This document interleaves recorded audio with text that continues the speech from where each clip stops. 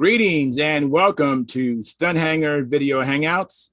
My name is Charles Carter and I will be your host this evening. I want to extend to you my gratitude for you watching Stunthangar Video Hangouts. If you are watching this as a replay, I want you to know that I host these YouTube live streams every Monday and Friday evening starting at 6:45 p.m. Pacific Standard Time. So please make a note of this so you can watch or be part of the live stream. Plus, we have an after party following the live stream, which is sometimes better than the live stream portion. You must be a registered Stunthangar Forum member to find the link to be part of the live stream and the following after party. Here at Stunthangar Video Hangouts, we talk about building and flying model airplanes, sport flying, competition flying, and what you've been doing lately. To join our conversation, if you are already a member of Stunthangar Forum, you can find the link if you scroll down to the section called At the Bench. And momentarily, I'm going to post a link into the live stream portion of the show. Now, if you're not a member, please register at stunthangar.com/SMF. That's Smart Men Flying. You must place a space between your real first and last name when you register. You must also use a valid email address or Sparky. The proprietor of Stunthangar will not approve you. Now, if you're inclined to not come in, just enjoy watching us on YouTube, wonderful, fantastic. Please enter your questions or comments in the chat box, and I will do my best to make your comments a part of the show. Now, understand, sometimes I can't get a word in myself, so be patient, and I will ask our illustrious panel your question or state your comments. By the way, you can only make your comments or ask your questions during a live stream. So, like I said earlier, I host these YouTube live streams every Monday and Friday evening, starting at 6:45 p.m. Pacific Standard Time. Now, if you find the Stunthangar Video Hangouts or the many building videos that Sparky does on this platform informative and enjoyable, please give us a like. That's a thumbs up. Subscribe and share the videos, and comments also help as well. Now, I'm only in Sparky's channel, Monday and Friday evenings. So if you want to get back to me and you want to give a question or a comment about the show, please go to my YouTube channel, which is called Flying Control Line Stunts on YouTube. Flying Control Line Stunt. All the words are there. All the letters are there, even if they're repeated. Flying Control Line Stunt. Then I have a video, was taken by Sparky, as a matter of fact, of me flying at the 2019 Nats. I'm flying Sparky's plane, as a matter of fact. So use that video and make a comment there, and I'll get a notification, and I'll be able to get back to you much quicker than if you was to comment on this on Sparky's channel. Anyways, I want you also to consider joining Stunthangar's YouTube channel memberships, not mine, but Stunthangar's YouTube memberships, which start at just $4.99 a month, which is less than 17 cents a day. And you can also use the super chat, which is like a big dollar sign located at the bottom of the chat box. And again, you only can do the super chat donation feature during the live stream. So please make a note of that and come back during the live stream, make a donation. And if you want to watch a replay at a more convenient time, we'll go ahead. I want to extend to you my thanks, because your support by super chats or by the YouTube memberships help offset some of the expenses of running Stunthangar. And with your memberships, you'll get special badges. I can see in the YouTube chat and unlimited replay of member-only videos. And once a month, Sparky has a question and answer show for members only. Now, this is Sparky's YouTube channel, and I'm only in here just twice a week. So again, if you want to keep in touch with me or have a comment, just go to the 2019 National Championships video, and I will be quickly notified. Now, I want to thank you for your past, your present, and future support. You are making it happen. And one last thing, please keep the conversations family room friendly. In other words, please don't use words or do things you wouldn't do or say around your children or grandchildren. And without any further ado, I'm going to turn my attention to another screen and post today's link with today's date. And that's posted. All right, now I'm going to go to the what I call the control panel in Charlie's, excuse me, in Sparky's YouTube channel. Let me go there now and see what's going on. Okay, we're streaming. Looks like the connection's excellent. Now I want to let you know I do have a thunderstorm in the background, so if we lose connection or something happens, that it might be due to a storm. I mean, I think it's a lightning. I hear thunder, but it might be a thunder and lightning show outside. And I have Marcel Legrand. He says, "Evening, Charles and everyone." And Mike Rigel says, "Good evening, everyone."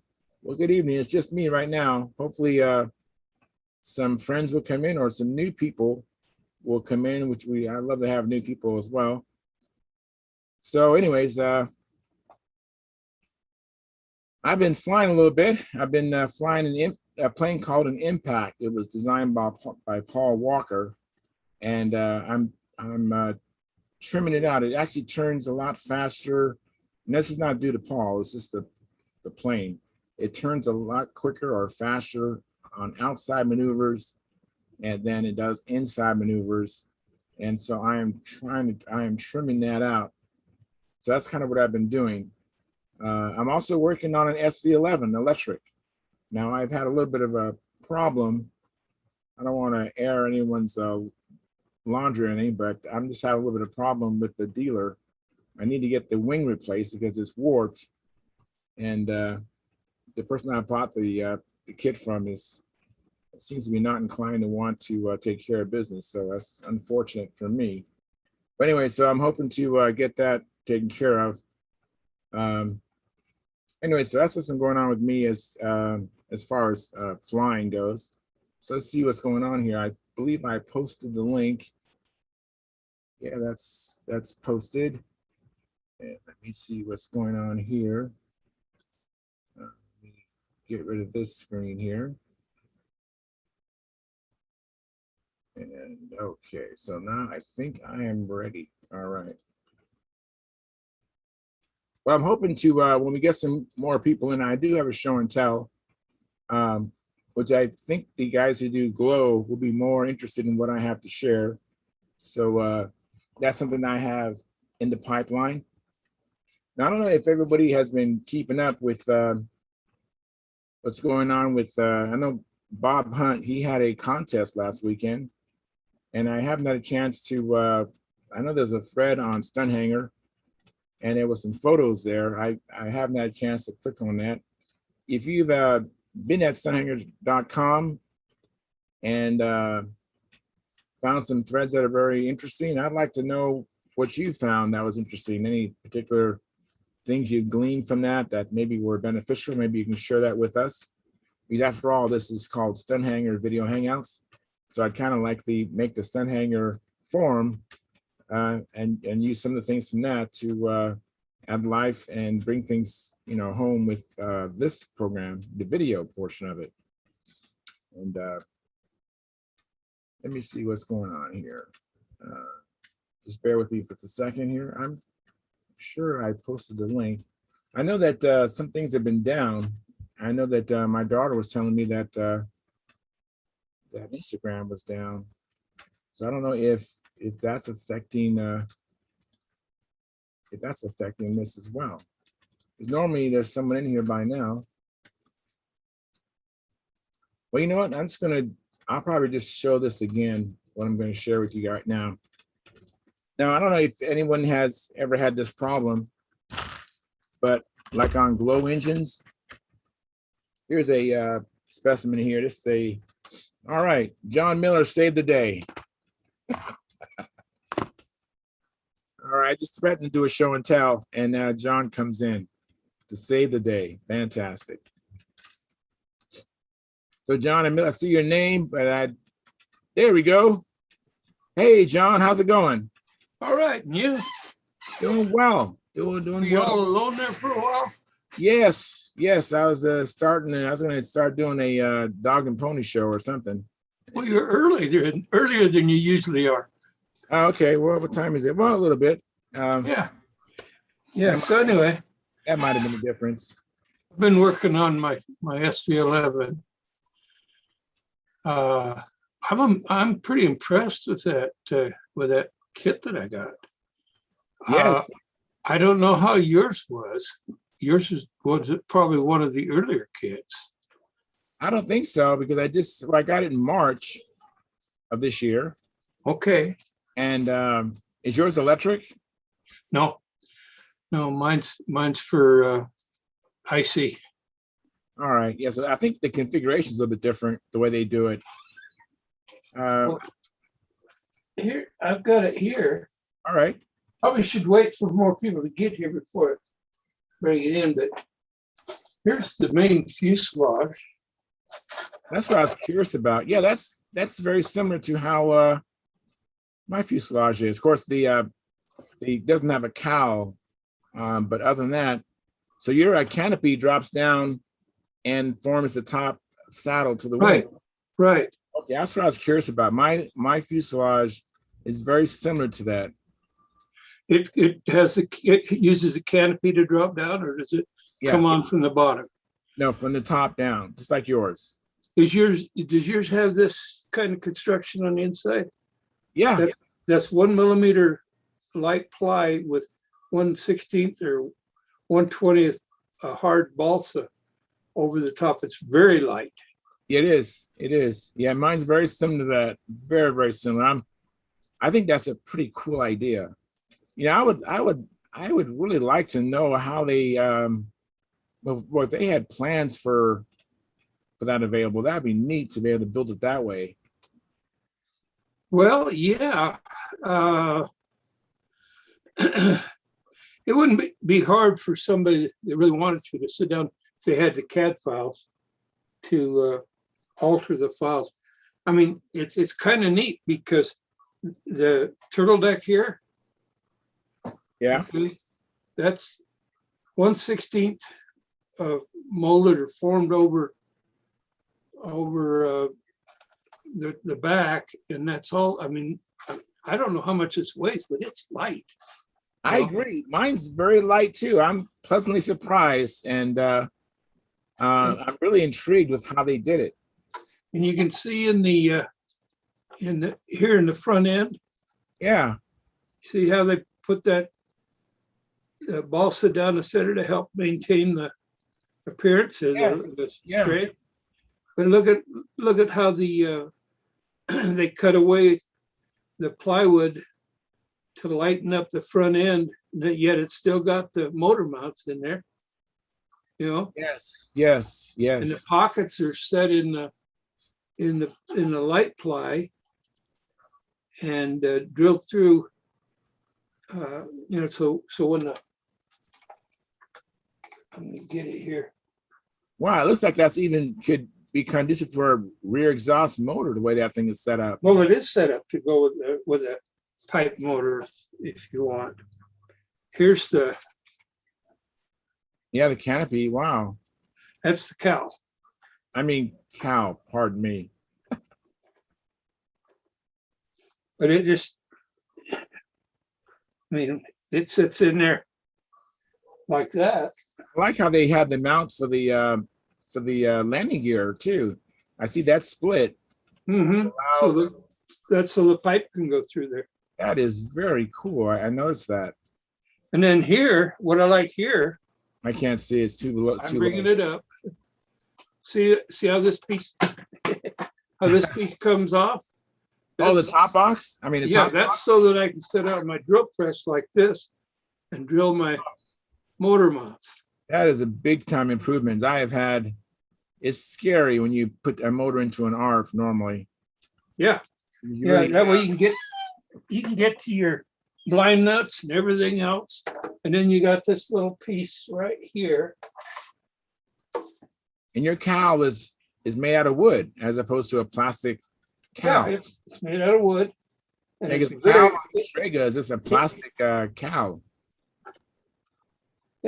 Say what? The cowl on the Strega is a plastic cowl.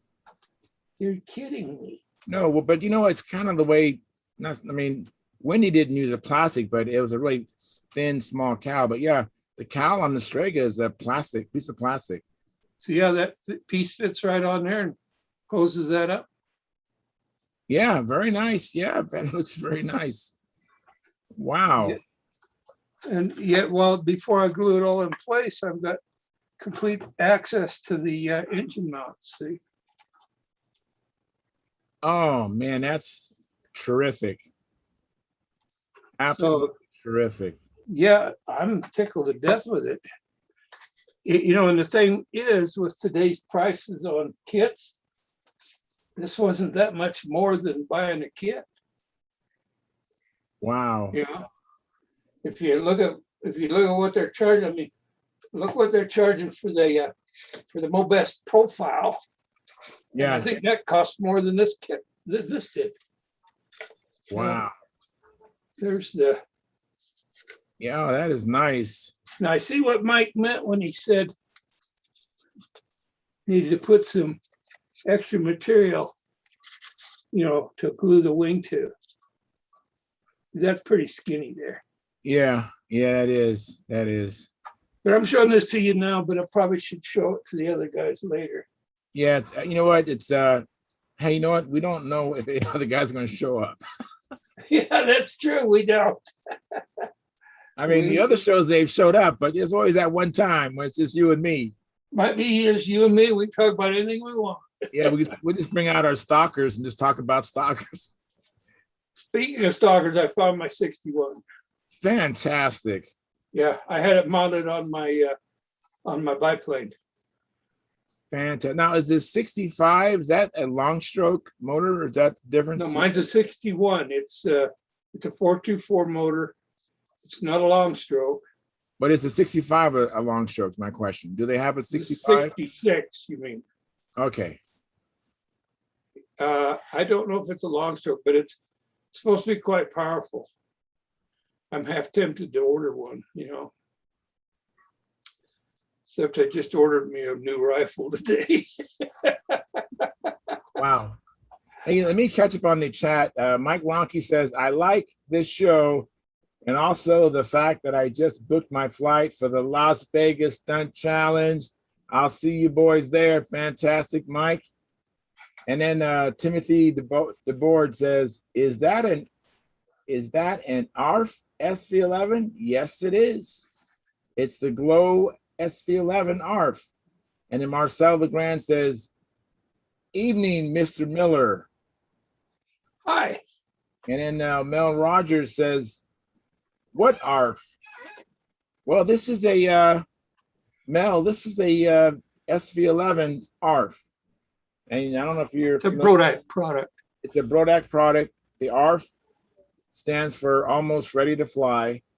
You basically have to assemble it. The big pieces are already built and covered if it's an ARF. And then they also offer what's called an ARF, where it's very similar, but instead of it being covered with the film, it's left to your whatever fancies, whatever you want to do to it. You can cover it in dope or tissue or film yourself. But he has the ARF, which already comes together with, and there's choices of colors. You have the blue one, right? I have the blue one, yeah. And I have a green electric ARF. So my color scheme is the same color scheme, but the primary color on mine is green and the primary color on John's is blue. And then the other ones are red. Red, yes. Oh, maybe they have a yellow too. I'm not sure. I think they do. But anyways, Mel, that's what it is if you're not familiar. And then you put a smiley face. Yeah, so I guess we answered his question. Fantastic. Yeah, I'm really. I want to know how Marcel Legrand is doing on his plane. I know he's been putting in a lot of hours of work. Marcel, you want to chime in on that? And so right now we have 17 concurrent viewers and we have 10 likes. So if you haven't hit the like button, please do that. And please consider supporting us with super chats. Any denomination helps the channel. Also, we have, not we, but Sparky has a YouTube memberships, which start at just $4.99 a month. And that also helps the channel as well. And it also helps the analytics. So please show YouTube that you like this and you want more of this by supporting us. And So it's really been lacking lately. I can't remember the last time I have received a super chat or a new member. So please help us. You know, maybe Spark, you might have to get someone else if you can't get people to support this. So It won't make a difference. well, I don't know, but please support us. Please give. Please donate. Please share. Please like. Please, and when you subscribe, make sure you hit the notifications bell for all notifications so that either myself or Sparky comes on. Sparky's on like 5 days a week at least, and I'm on. I saw him a little earlier today. Yeah, I'm just on here twice. I'm on here Mondays and Fridays. So please support us. You're getting great information. I mean, if you just be a regular attendee on this program, you will learn. I've learned as a host. So I mean, I know that there's great information being brought up and shared. So please support us. Anything you value, you usually will, part open your wallet and donate. So please support us. And Marcel Legrand says, "Hi, John. I'm just waiting for my spinners, props, and tanks, but we are in lockdown again." Oh, no. Well, that's when you get the most done, built, Mark. Yes. And then Mel Rogers, he said, "We flew a Magician, I guess electric today. Very good." And then he goes on to say, "I was curious about that ARF. You know what? Seeing this ARF myself, I'm curious too. And I even own one. So I totally understand the curiosity, Mel." What's amazing on this particular ARF is its weight. The type of construction that it uses lends itself to being relatively strong and very lightweight. But it's kind of not quite the traditional type of building that I grew up on. But it is a lamination of balsa and some type of a light ply. Looks like about a 1 millimeter balsa and 1 millimeter ply. And the ply is all lightened. It's all windowed out and lightened out. Then the solid balsa is attached to that frame. And I wouldn't be surprised if one was careful. One couldn't come out with this particular SV11 couldn't come out in the 50-ounce range. Wow. Wouldn't surprise me at all. It is light. Wow. Now, how do the wings look? Now, I don't know if you know, but I have a bow. Yeah, you got a bow. I checked that and made sure that. Yeah. So yours is straight? Mine's straight. Yeah. Fantastic. That's good. I don't know what happened with mine. I'm a little disappointed. It's holding me up. And Gary Sinclair is going to be here pretty soon. I see his name. Yep. I do see on this one, I do see the matching numbers on the various parts. So they are keyed together. All the parts are keyed together. So if they replace it, then you're going to need to replace the entire wing. Yeah. Matt, that's what Have you talked to them? They won't talk to me because I bought it through a dealer. And the dealer has been very. What's it going to hurt him to give them a call and say, "Hey, look, I got a customer"? It ain't going to cost him anything. Yeah, I really. I mean, I know part of it is this person has a little bit of a. All right, it got a super chat. Oh, thank ring you, the bell. Michael Millard. Thank you, Michael. All right. One of our homegrown ones. Thank you very much. I appreciate it. We need a bell for you to ring. And I know that it's a good idea. And I know that finances are tight. So Mike, thank you very much. He says, "Hi everyone. I only be on for a little while tonight." Well, that's fine. Thank you very much. And then Walter Umlin, he gave us a thumbs up.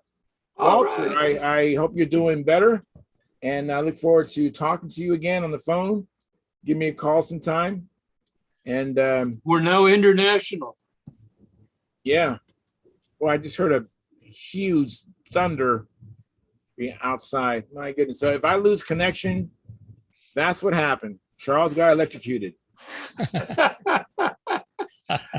I shouldn't joke about that because I'm speaking to a gentleman who has been electrocuted. I'm talking about John Miller. So you can get struck and survive. John Miller witness attest to that. But it's been a long recovery though for him too. Oh, I'm still recovering. Hey, Lynn, thanks for coming in, Lynn. And Mike Millard, thank you so much for that super chat. You're very welcome. I appreciate it. I haven't seen super chat in several months. I haven't seen a new membership in several months. So, yeah, I was thinking Sparky might fire me if I don't get some more support. So, thank you for my job. He's not going to fire you. He really appreciates what you do. You know, I mean, thank you. You'd be hard to replace, chap. Thank you. I appreciate that. But you know, if you don't produce, gotta let you go. I'm sorry. Might like you. Nothing personal, just business. Hey, there's Walter. Walter Umlin's in the house. He blames everyone else for anything bad. I mean, Walter. Oh, you did it good. How you doing, Walter? All right. Hey, Gary, thanks for coming in, Gary. Yeah. Howdy. Well, does anybody know anything about a rotary cap on your shoulder getting it repaired? No, not Oh, me. you mean your rotator? Yeah. I had that done on both shoulders. Work okay? Yeah, except I fell in the bathtub and destroyed one 4 weeks after it was done. Oh, They won't redo it, so this one still hurts. But Oh man. but for a while there, it was great. And they only make like 4 little or 5 or 6 little incisions, and they go in. And that mine was for the meniscus and the rotary cup, and they fixed it all up and everything. 4 little teeny cups, but I had to stay in a brace like this with my arm out like that for 6 weeks. Shut up! You said you like this. I lied. She was taking me in a video. So Walter, I'm gonna have to mute you, Walter.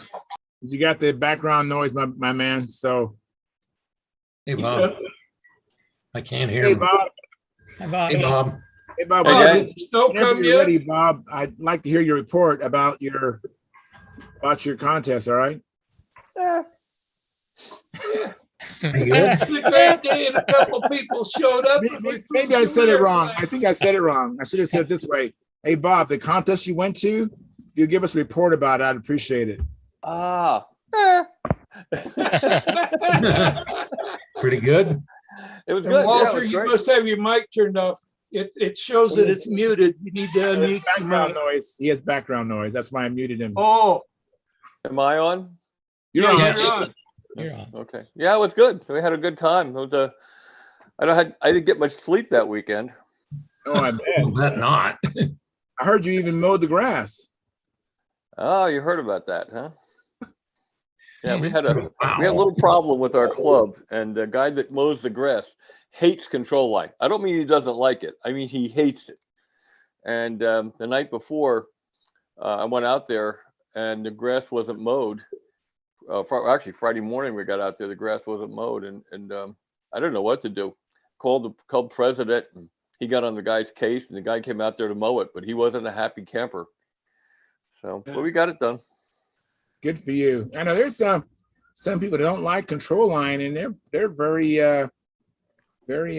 militant about it. I mean, they're just like have a problem. I'm just like, What's the deal? yeah, it's just I don't know. I know one other club, not yours, but one other club, they just did not like the resources going toward control line. They wanted all the resources to go toward RC.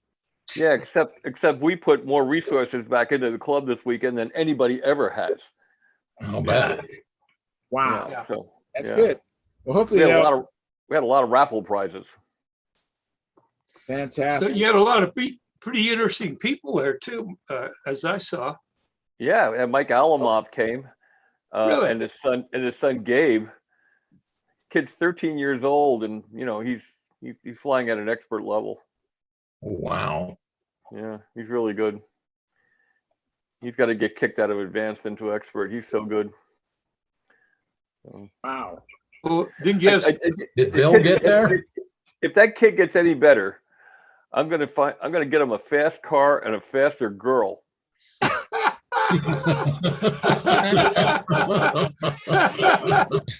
He's going to be trouble, in other words. Oh my gosh. He's a good that's kid. the only thing you can get a guy that's that good that early, get him down for a while. Yeah, really. Get him in the knees, you know. Yeah. Too bad we don't have a bunch of Don Cosmillas in the area, you know. Yeah, how about, well, one was enough for me, thank you.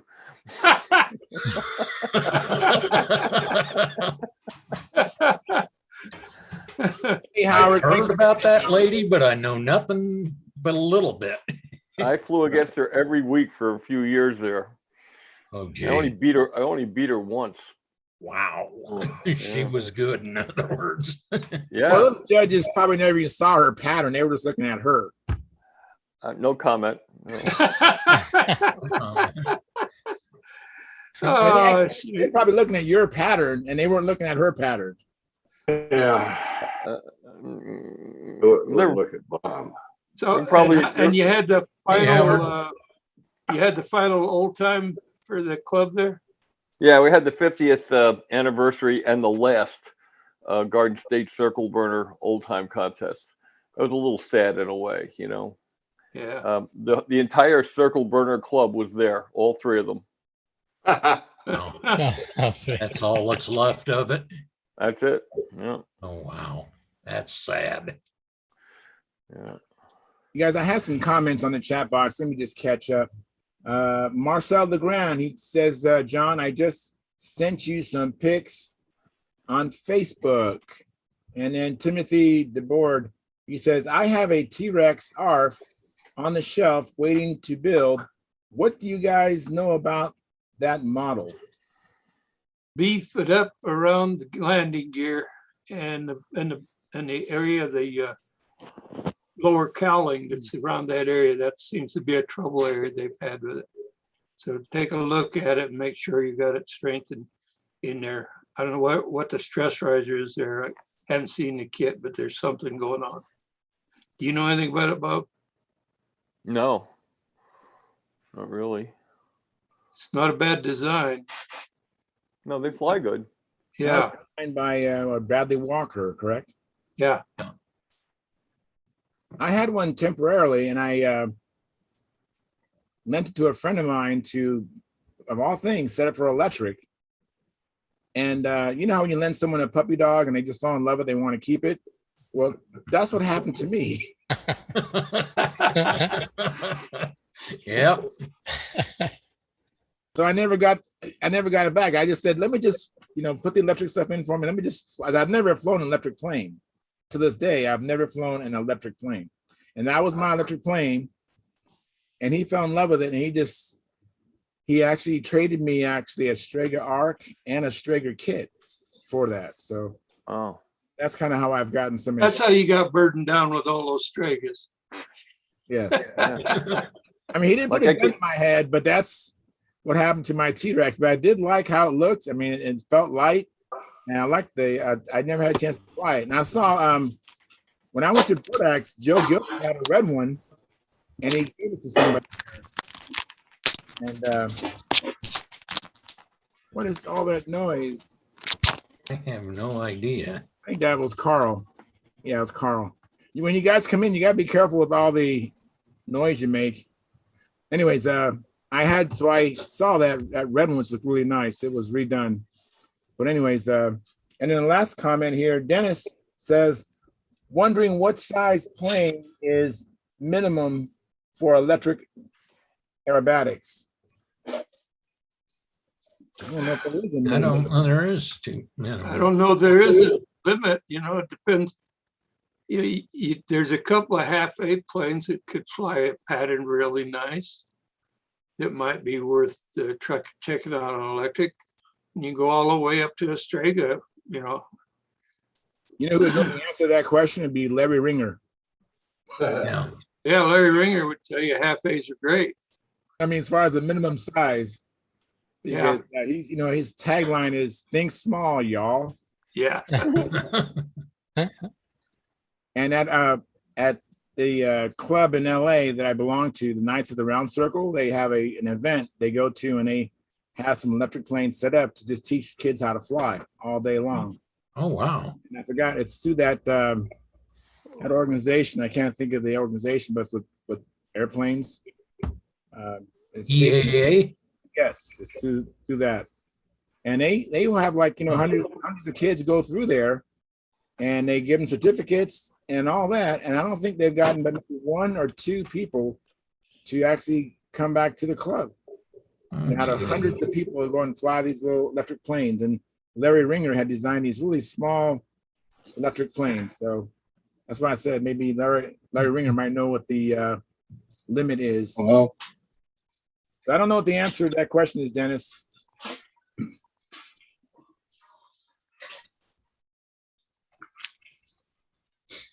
Sorry I couldn't join you Friday, but my internet went down Friday evening and didn't come back till Saturday afternoon for some reason. Oh, well, thanks for being back. That's the important thing. I can only stay for a little bit. The wife's got oral surgery tomorrow in Pueblo, which is about 100 miles from here at 8 a.m. So I'm going to have to go to bed here pretty quick. Okay. Hey, Walter, you're saying everything is frozen? But I see your head moving. Yeah. Yeah. okay. Am I frozen? Hi, Walter. No, Hey, Walter. that's it. The screen was frozen. I don't know. I closed it. And another one popped up. All Anyway. right. Well, it's Okay. great to see you, Walter. Thank you very much. Can I make a comment on that T-Rex? Yeah. Go ahead. I saw several of them when I lived in Florida, and I don't know if it was just unfortunate, but they would break it, the fuselage would break at the trailing edge. So whoever asked the question about strengthening it up, piece of 1/64 ply going from the current doubler to about an inch past the trailing edge of the, wing cutout. And that'll suffice. Okay, I was trying to go off of memory from quite a ways back. I knew it was right around where the wing joint was, but I thought it was the leading edge, so it's the trailing edge. So Yeah, it was the trailing edge was breaking. Well, the Okay. body, it Yeah, would break body. at the trailing edge. Right. There's a And stress that's- riser there yeah. that hasn't been accommodated. That's why when we did our stiletto kit, we took the doubler and went past the trailing edge. It originally was supposed to be an arc. So we compensated for that because T-Rex was actually out before my stiletto kit came out. Oh. Yeah, Not the stiletto design, just the stiletto kit. yeah, that's right. It was originally supposed to be an arc. Okay. Yeah. And because of all the troubles that they were having, it was going to be the same company through Brodax that was going to make it. So we extended our doubler all the way back. So anyway, just wanted to hit that note on there, get that in. Appreciate that. And Tryon is going to be coming in shortly. I see his name. So we're getting now we're up to 9 people. Oh, wow. Bob, you want to share the Yeah, results? I gotta go though, guys. Okay. Well, thanks for coming in. Yeah, good to see you. Thanks for Thank you. coming in, Walter. Yeah, Walt, have Thank a you, good one. guys. All right, bye-bye. Train. Bye. 9. So Bob, you want to share with us that contest you happen to be attending? Attending? Attending, running all over probably. Yeah. It's a different experience, but it's fun to run a contest once in a while. First off, it's good to give back to the community, something. And I don't believe in flying in my own contest, so I didn't fly. you know, there's a stigma attached. If you pick the judges and you win, you know. Yeah. So Did Bill happen to make it? now Billy couldn't make it. He had a dialysis appointment today, Oh, gee. and he couldn't get out of that. So, well, he didn't want to get out of that. No, doesn't sound like it. Sounds like it's been a miracle for him right now. It has been, and eventually he'll be able to do the home dialysis. Oh, that'd be good. Bill Warwich? Yeah. Yeah, Oh, mercy. and he says that he's feeling like he's 22 years old again. So that could be dangerous for everybody. Yes, that could be. Yeah, I'll That take the kind of 13-year-old danger better look anytime. out. It was a good contest. We had, I think, 53 total entries, and Wow. That's a pretty good size yeah. contest. we expected more actually, but I think the COVID thing is still holding people back from traveling a long distance. Howard, do you remember Frankie Pies? He won the combat at the Nats Junior, I think. Junior combat at the 61 Nationals. I watched him win that national. He actually came up from Texas. Oh. He drove up nonstop to come up and pick up one of Buddy Weeder's airplanes that he had purchased from Betty Weeder. And, Oh, cool. and he stayed over at my house on Friday night and Wow. went to the contest on Saturday. And when he was a kid, he built a Kenhai Panther. He used to fly a Kenhai Panther, and we had a raffle, and we had a Midwest Panther kit, an ancient vintage kit. And guess who won it? All right. All right. So he's got another Panther. You can't get away from the Panthers. Bob, how late were you guys up playing guitar? Huh? Were you up late playing guitar? Rick Campbell asked me to bring my guitar out. We played a couple of songs, and then he was down there with Steve Yampolsky, and Yampolsky wanted to go eat, so he dragged him off, and I sat and played around the campfire at Joel Costantino's trailer for a little while. Somebody told me it was a videotape. I haven't seen that. Oh, Oh, wow. really? I hadn't seen it either, but I knew you guys would be playing guitar. Oh yeah. Rick Campbell is an amazingly good player. Really, really good. We had fun. What kind of music does he favor? Well, blues. He likes blues, and I'm a country guy, so we had to find some, country bluegrass Bluesy kind of country stuff.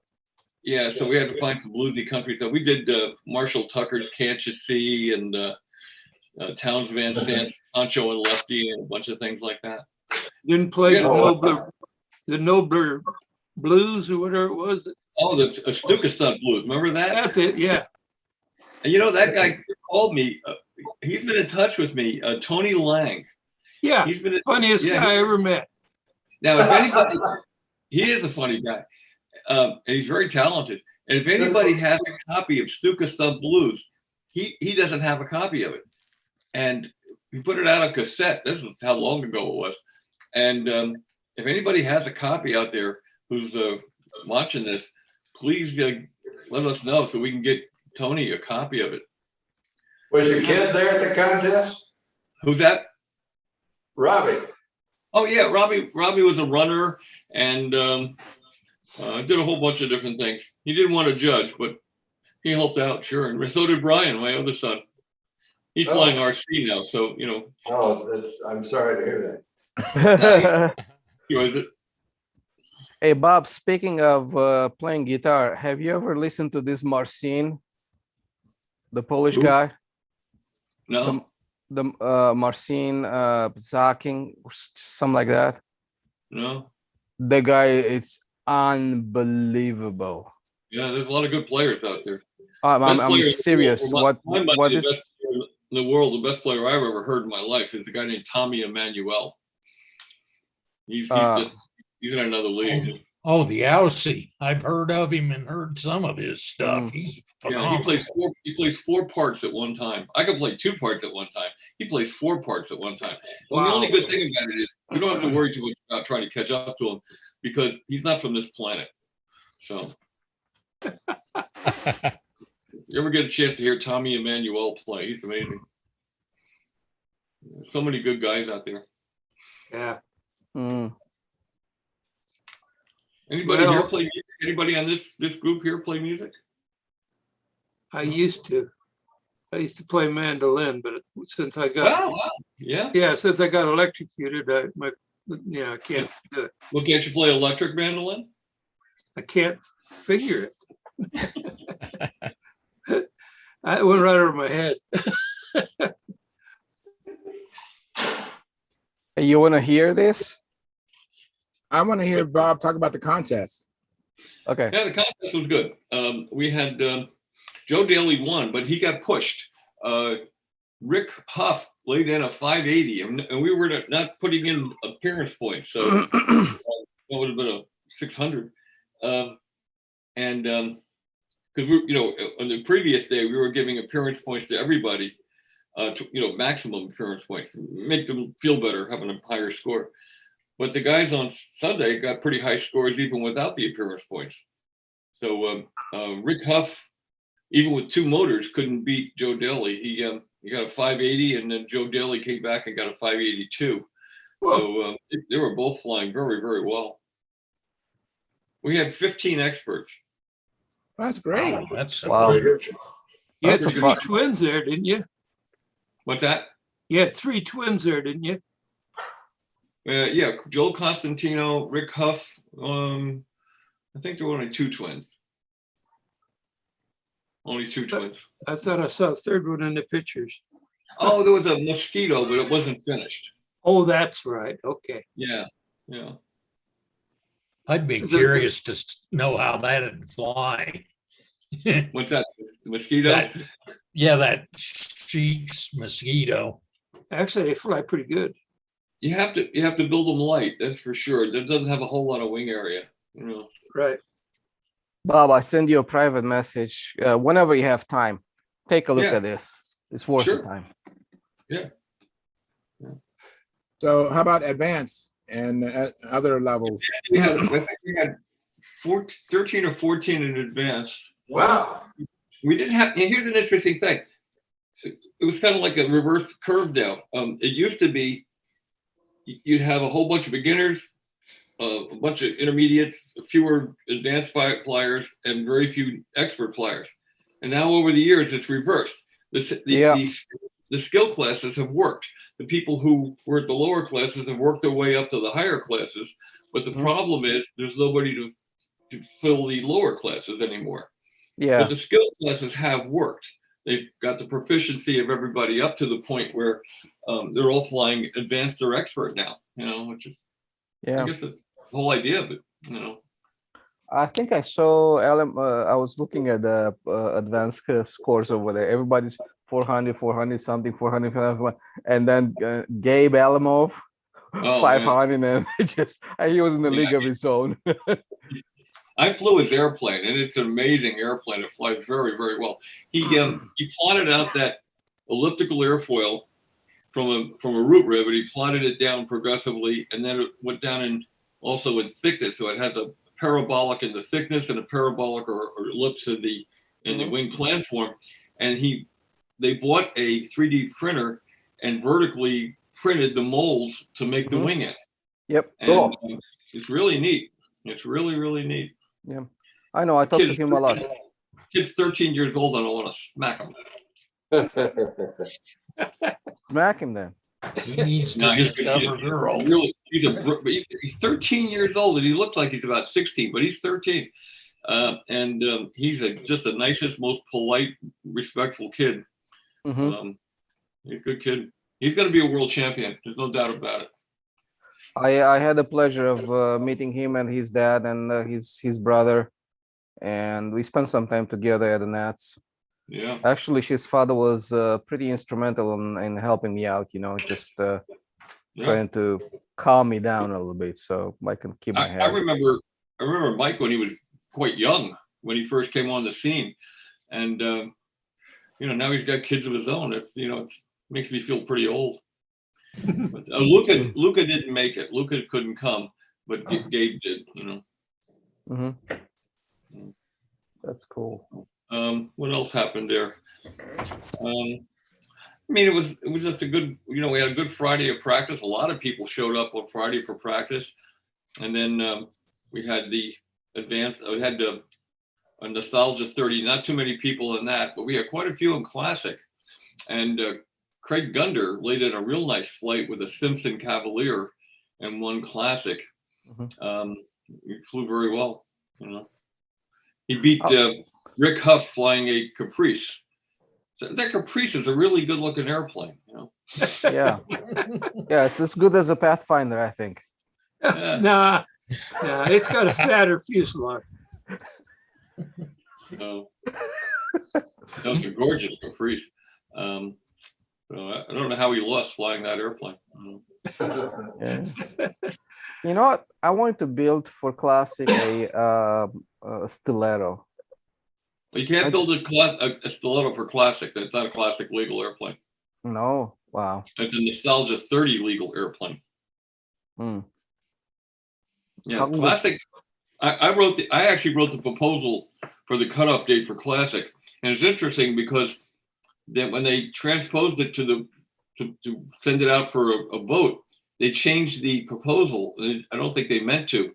I wrote that the cutoff date should be designed, built, and flown prior to midnight, December 31st, 1969.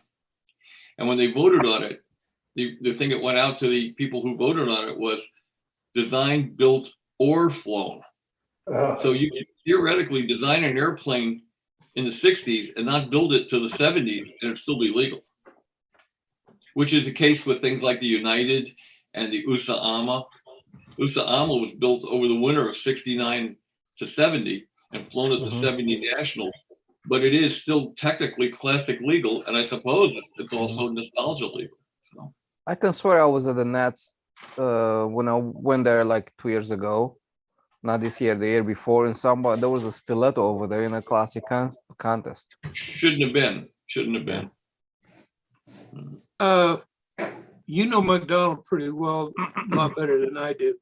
Oh yeah. So you probably clear on the dates, but I thought that he had a stiletto that he built and flew that would have qualified. No, the stiletto was a derivative. The original stiletto was a derivative of Jim Kosecki's Formula S. Okay. And Les built Formula S, but he modified it somewhat and painted it like a beige or brown tone, which really turned me on because I like those brown tones, you know. And he called it the Tropic Air. And I flew against him with that airplane in the 1972 Nationals. And then the stiletto came out the year after that. Well, that just goes what thinking does for you without facts. Yeah. So. Okay. Yeah, he used that. He used the Formula S wing in the original stiletto. Yeah, I remember Les flying the stiletto at VSC. I never heard of Formula S. Les flying a stiletto at VSC? Yep. He flew it into somebody's chair. Les? I thought it was Les. Might have been his son. Might have been his son. Who? Didn't he have a son? No. Okay. Well, yeah, I remember whoever was flying it. I thought it was Les. I remember whoever was flying it was really mad because somebody's chair was within the, he was flying on longer lines. Somebody left their chair there and he come around to level flight and hit the chair. Huh. Destroyed his airplane. Oh, pretty sure it wasn't Les. I don't think Les ever went to VSC. Oh. Yeah, Bobby, you have a remarkable memory. Well, when I hear you recalling people from God knows when and who was at what nets and what planes they were flying, I was like, oh, how do you remember all this stuff? Well, you got to remember that this has kind of been my life. I mean, I don't know much of anything else except stuff. So, but that I have a pretty good memory for him. I fancy myself sort of a historian, sort of like Win Paul, not to his level, of course, but I just have a memory for people and places and airplanes and things, you know. Cool. Hey, So, you might be sitting there, Bob, not to change the subject. I'm not trying to. You mentioned Win Paul. When's his book coming out? You know? well, it was supposed to have been out years ago. I know, but he said it was going to be out this year. Yeah, it said it was going to be out 2 years ago, and it never made it. It's at the publishers, and apparently there's an editor there, lady editor, who's taken a deep interest in this book, and she wants to make sure it's perfect. So she's massaging every last aspect of it. I ordered 2 sets. It's a two book set, coffee table book. And please, everybody who could afford it, when it does come out, please buy at least a set, because Win has put so much time and effort into this. Yeah. You know, and the marketplace is dwindling for this book. You know, please buy one, because I'm on the cover of one of them. You know, so on my airplane. You got white pants on? No, the airplane's on the cover, not me. Oh, okay. He wanted people to buy it, so you know. Yeah. I'm not on it. That makes sense.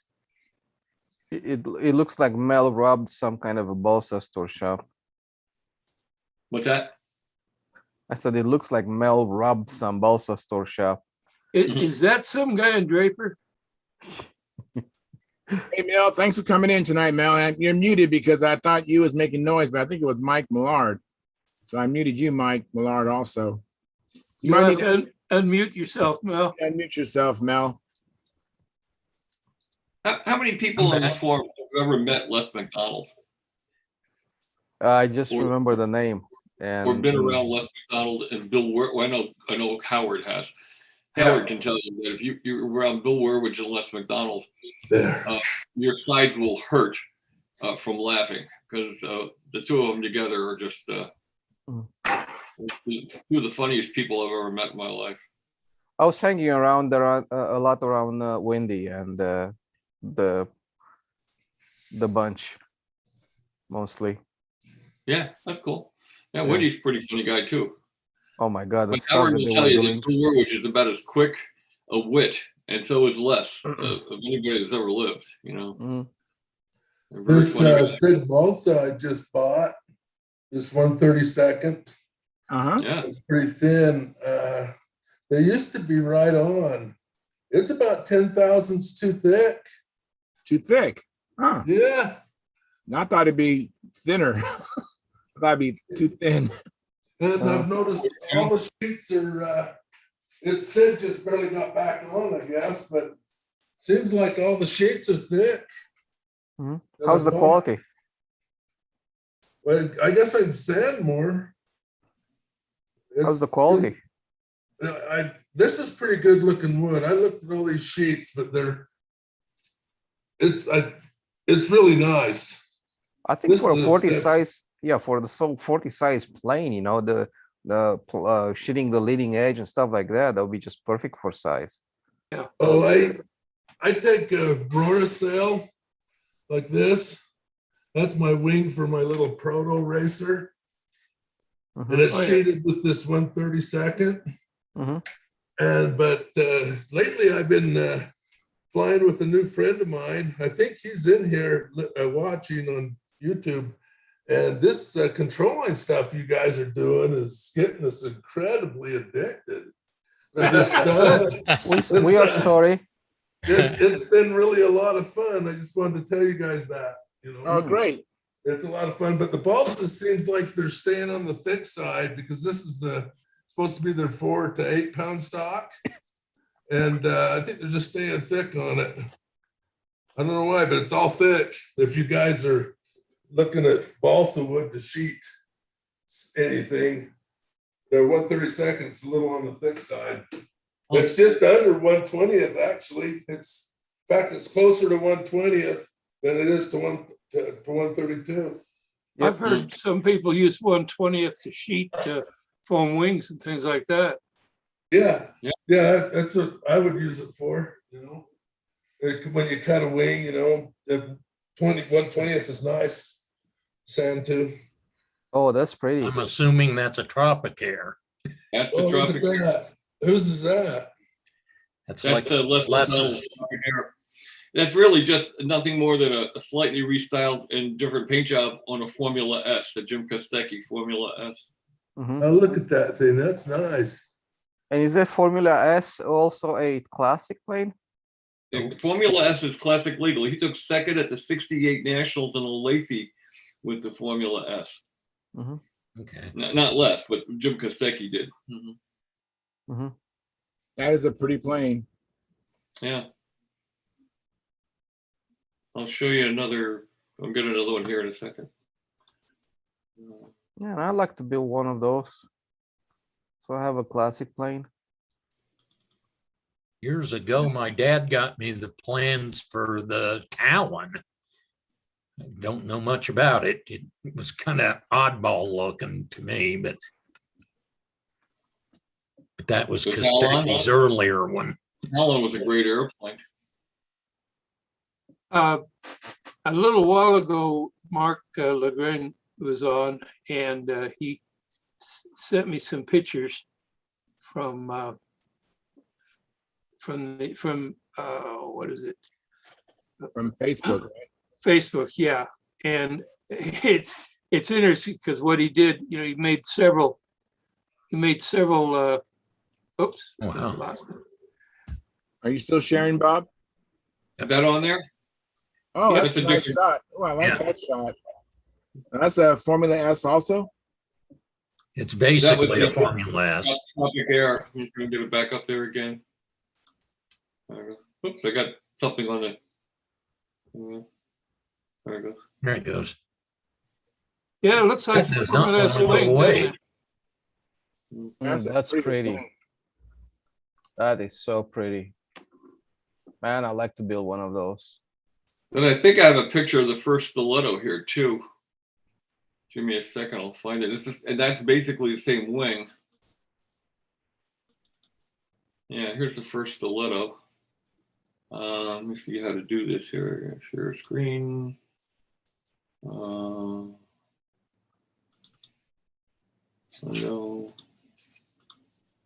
There you go. Ooh, that's pretty. Different tail. That was the first one. Yeah. He went. Yeah, the rudder's different. Yeah. Nice. I'll show you my favorite stiletto. I'll see if I can find a picture of that. I'm a big Les McDonald fan. His styling of his airplanes was just incredible. I just really love his airplanes. There are some people that do some beautiful paint jobs and are super talented. And they do stuff that I could never do or come up with, actually. The 700. That's my favorite one. I at one point had read the Stiletto Chronicles. That wasn't his favorite. I know, but it was my favorite. I think it was because he had my wing in it. I cut and covered that wing. So, but I like the shape of it at all. It was a pretty. That's the one that he broke he snagged a line, and the airplane hit the ground at Chennault Air Force Base in '75 and broke the tail in half. He glued it back together. It took second place to Gieske, who had broken his whole airplane in half.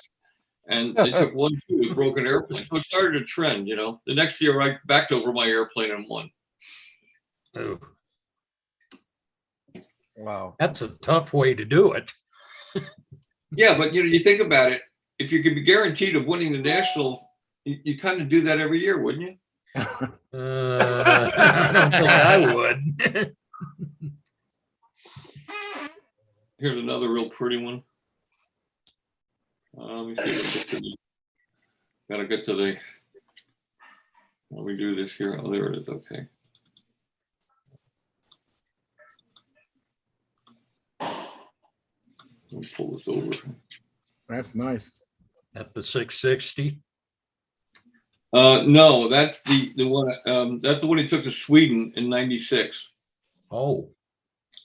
Now, if you notice on the trailing edge of the elevators, you had to put some area on the elevators. Yeah. Pretty airplane. That's beautiful. It is. Oh, nice. When I'm getting to this age where I have all this stuff. I have millions of, well, not millions, but maybe close to a million pictures of, everybody, just all the great flyers and all the great airplanes. And I was thinking about putting them all together on a CD and selling it for a reasonable amount of money, not so much money, but just something to make it worthwhile doing. If anybody be interested, I have pictures that no one's ever seen before. Oh, I know. I would love that. I would be interested. Do you happen to have a picture of a Talon in there? A Talon? Yeah, the prior to the Formula S. Well, let me go to the Jim Kostecki folder. I have some ones of Kostecki's that I don't think anybody's ever seen. I don't know if I have a Talon. Anybody ever see his Cutlass? I remember heard of his Cutlass. Heard about that. Cutlass. I'm going to show you Cutlass.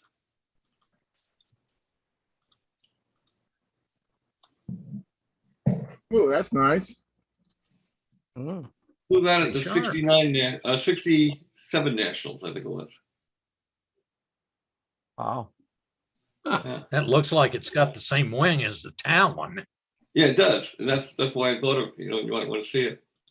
I don't think I have a actual Talon picture here, but I know I have one in hard copy someplace. I just have to find it. Yeah, got it. Here he is in Olathe at the Nationals.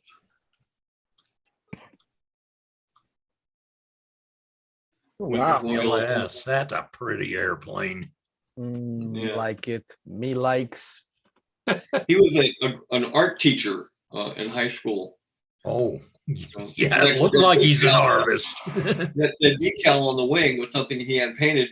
He's Ukrainian, descent, and he called himself the ultimate Ukrainian. And he made a decal, the ultimate Ukrainian. Oh, wow. He was a great guy. Jim and I were very, very good friends. Oh, that's beautiful. Actually, I spoke at his memorial service. Yeah. Did you ever see Bob Wiley's rendition of that plane? Yeah, I got the Lost Foam cradle set for it, and the son of a gun built it and then beat me with it. Yeah, that was a pretty plane. I liked it. It crashed at Wheaton Arrows, unfortunately. He had a hardware failure, and it crashed. And but he got a lot of use out of it. He did. We were all gathering parts, and I found the pilot's head, and I was just so hesitant to say, "Here, Bob." I thought that would have been just adding salt to injury, and he took it. Anybody know who this is? Let's see if we can do this. A second here. Who's that? Oh, I have no clue. That's way before my time. Is that combat flyer? He actually flew some combat for a little while, so Howard should know him. I don't recognize him. That's Bob Gialdini. Oh, wow. Holy smokes. How do we change? wow. Bob Gialdini. Looks like he was bald even then. What engine is that? Is that a Brown Junior? Probably. I would guess. Yeah. That is a very old airplane. Well, that's just I have like gazillions and gazillions of photos of these guys, Yeah, I'd be interested in a CD with pictures of all the neat stuff, old stuff. Especially if it had their name or something on it, so we know what we're looking at too. Like me, I don't know everybody. I just got in this hobby, late, so I don't know a lot of the original guys. What year did you start in this, Charles? Oh, I wow. like that. Well, I got back into it about 18 years ago. Okay. What year is this one, Bob? That's the 69 Nationals. That's Dave Gerke with the Novi 4. That's awesome. Wow, that's Yeah, beautiful. of all the Novis, I like the 4. The Yeah, elliptical is so pretty. Anybody ever see the Novi 2?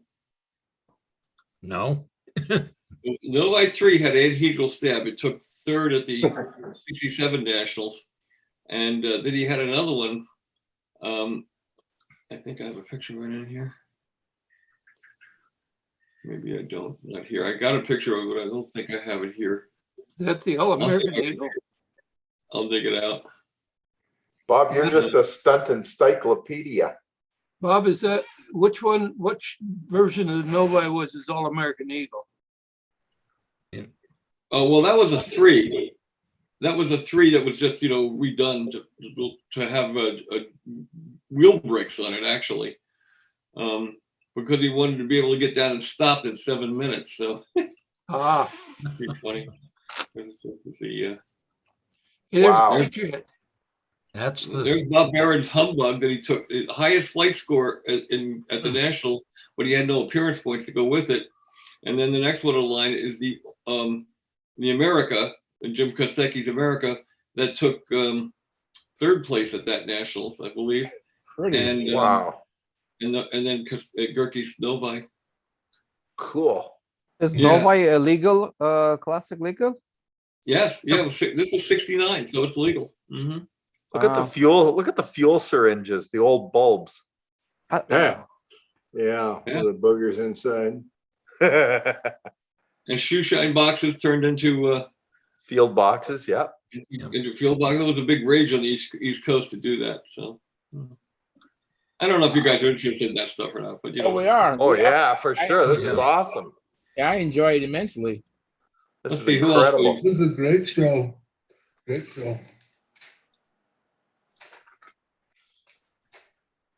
Now, you can tell me what airplane this is, because this is going to be a kicker. But I know that I'm going to disqualify John on this.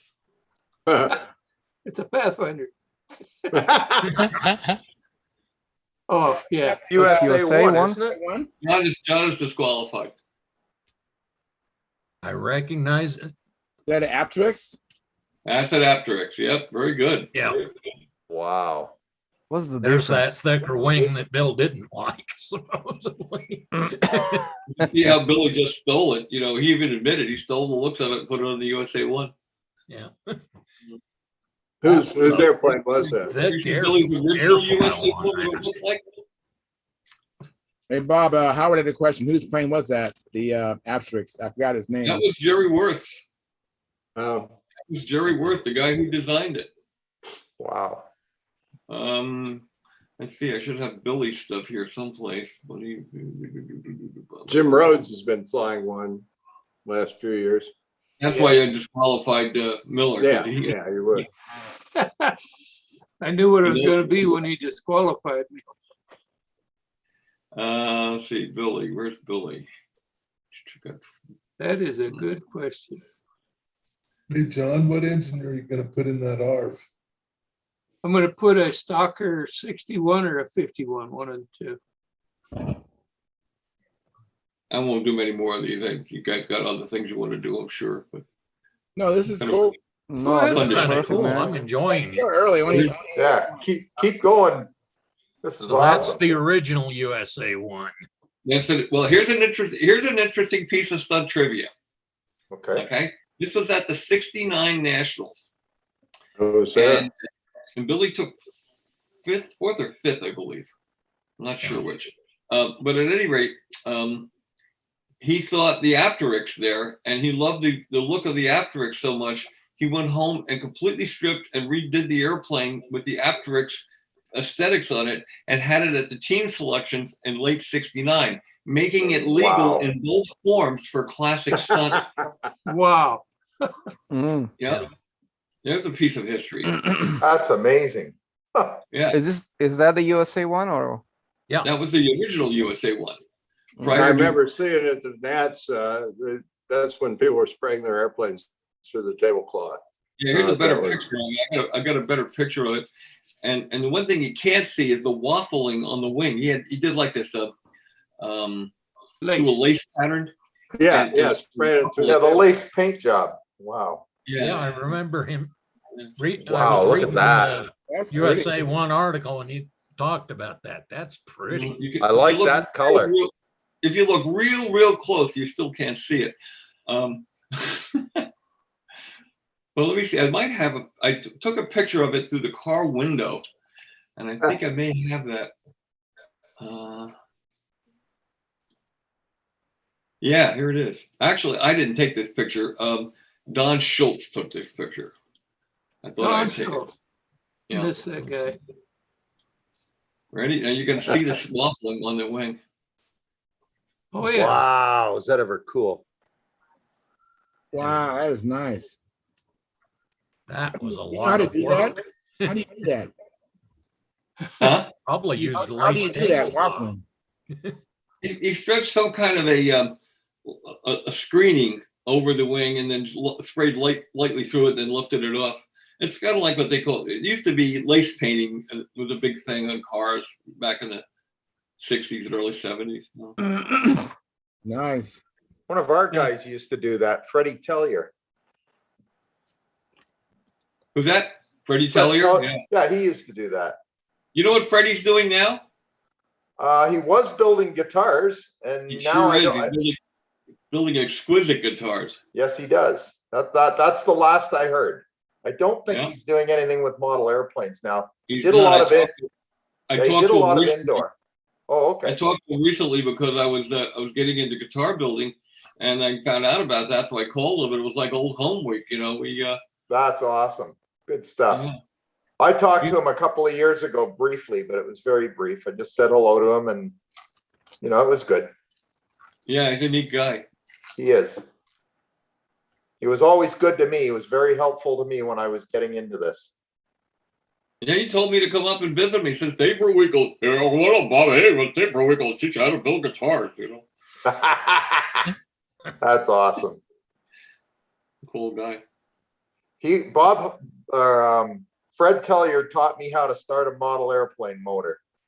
Uh, Yeah, I was always terrible at it, and I always used a chicken stick, and we were at the Canadian Nats one year, and he come over to me and he grabbed that stick and he hoofed it right out into the field. He said, don't let me ever see you start a motor with a chicken stick again. I'm going to show you how to start a motor properly, and you'll never have trouble with it again.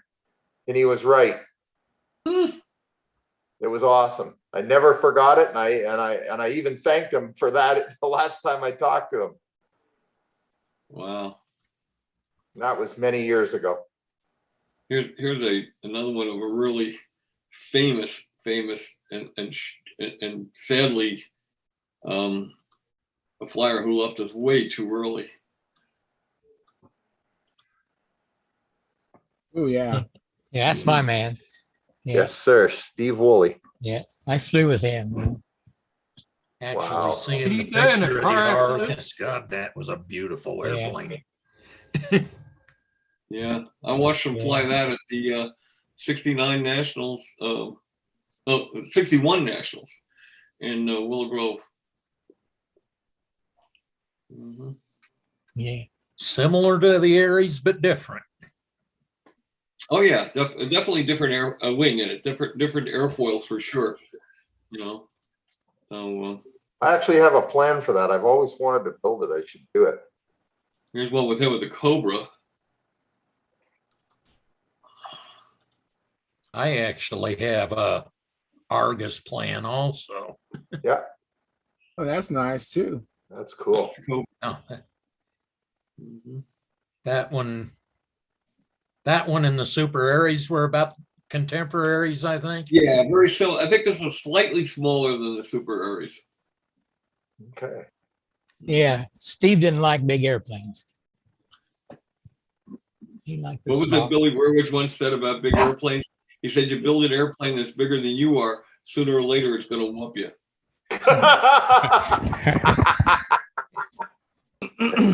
I'm in trouble.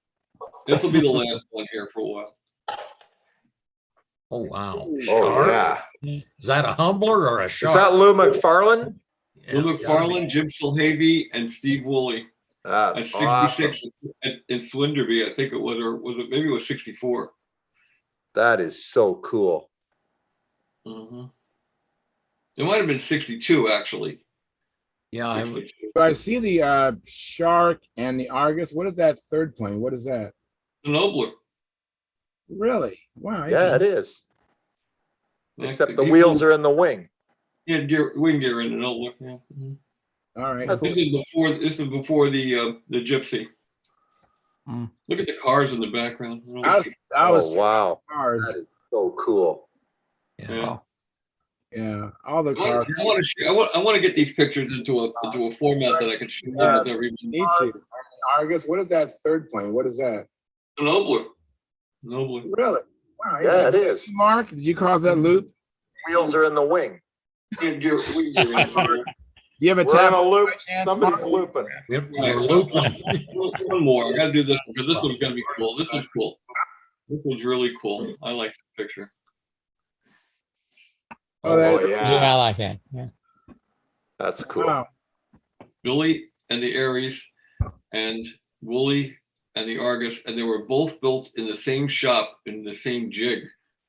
Huh. Mm. In Billy's shop, because Woolley didn't have a shop. He came over to Billy's house to build. Wow. Looks like Steve used a thinner airfoil than Bill did. Billy used a further aft high point on his wings.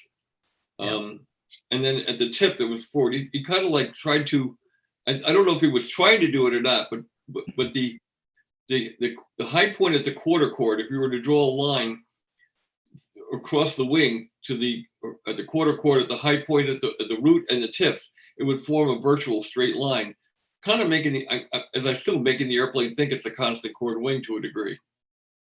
Oh, wow. What? Something to that effect.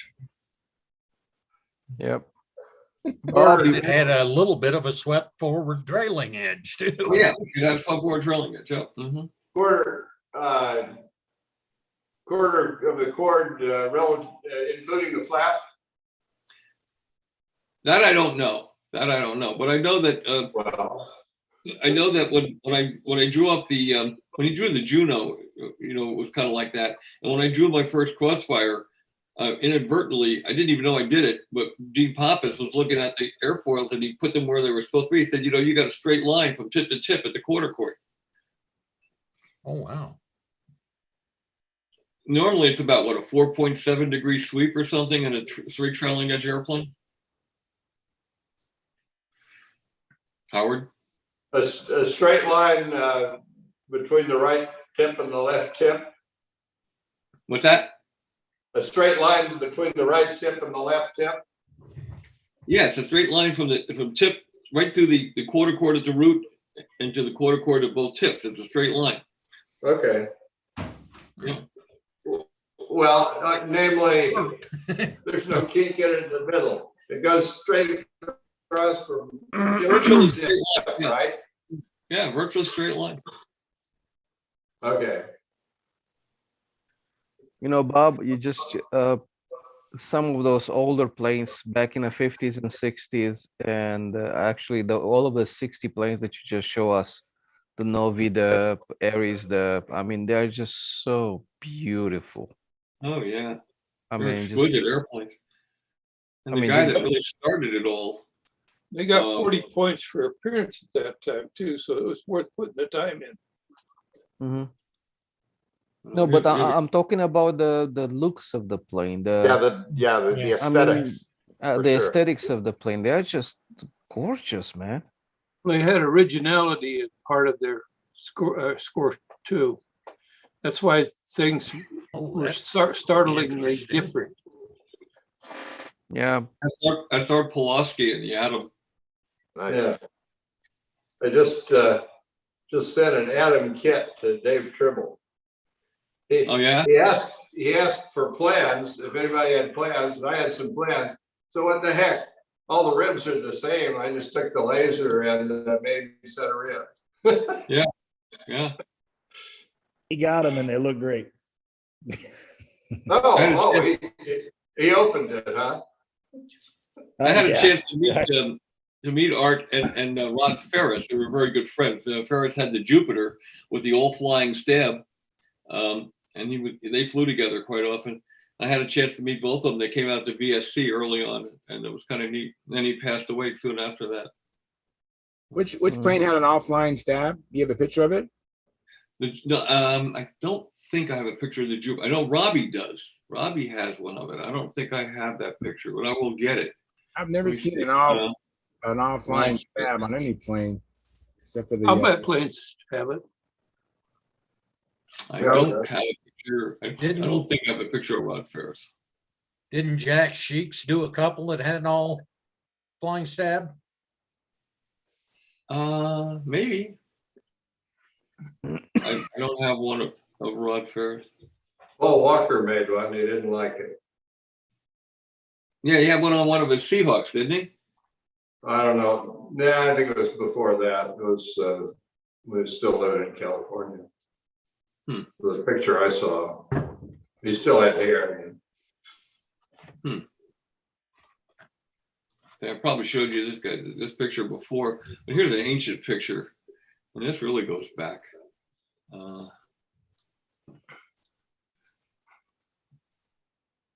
there was a suggestion by Tom Rammel. Bobby said no one or very few computers have CDs today, so probably be better to put it on a USB drive. Right. Yeah. How many can you get on? You know, like nominally 3 meg photos on a. Can you get a USB that could take a lot of them? Because I got a lot of them. Yeah. I think USBs take more than a CD easily. That's a lot of that's a lot of Tuckers. Yeah. Look at that. Yeah, it is. There's Oh, a lot of Tuckers, yeah. yeah. cool. Did anyone fly Tuckers in that time? That was probably around the 58 or 59 national, maybe even That earlier. is so cool. Yeah, look how deep the rudders are. It looks like a Maki. You know, it has that Maki look to it. Oh, It yeah. does. It really does. I've never seen it that deep. And Don McClave built one of those, the O'Toole Tucker, and he actually published the plans in Stunt News. So Yeah, somebody had one of the contests this weekend. O'Toole Tucker, really? Yeah, that's a neat airplane. Did I tell you my Tucker special story? Go ahead. Is it a special story? I was at a contest in 1960 or 61 in Kansas City, and Ron O'Toole was there with a Tucker special. It was just beautiful. It was some weird color of orange. And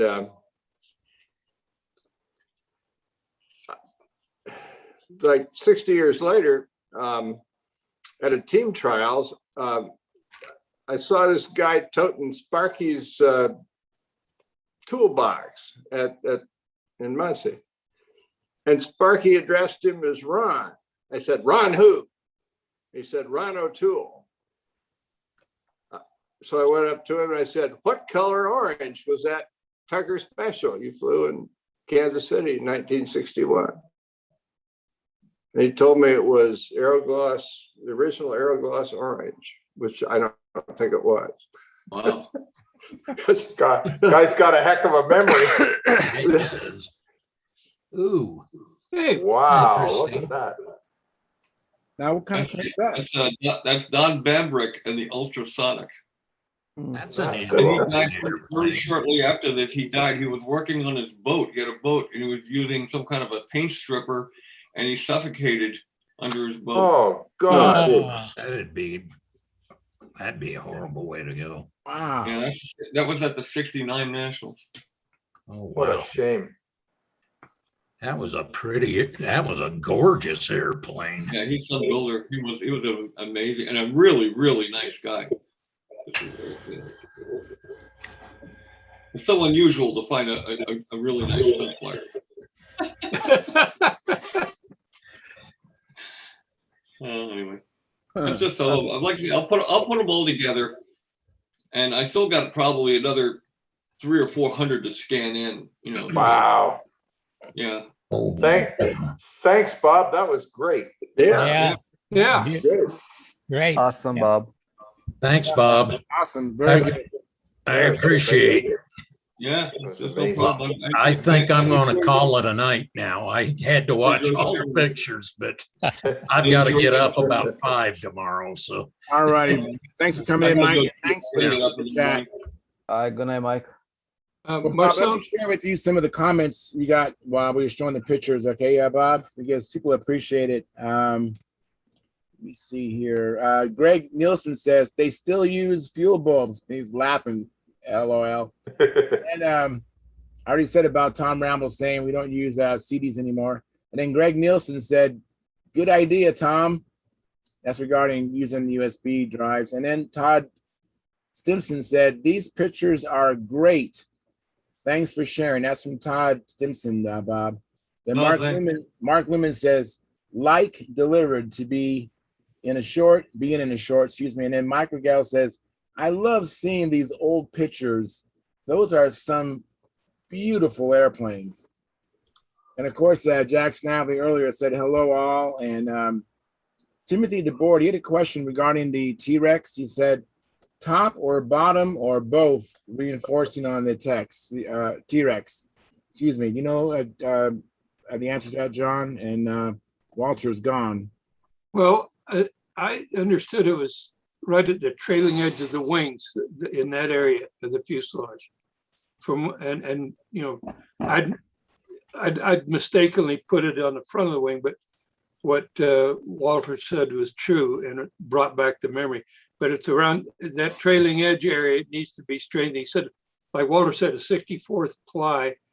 You know, I'd notch it around the leading edge and come back 2 inches or 3 inches behind the trailing edge of the wing and on both sides, and just straighten it up there, because there's some kind of a stress riser there, and I don't know why it's there, but it's there.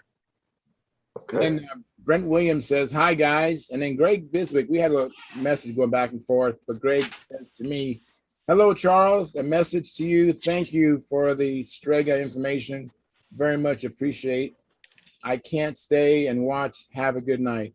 And I think I'm all caught up, gentlemen. Oh, there was a question by Dennis earlier. He said, the magician with a 35-inch electric seems heavy overhead for stunting.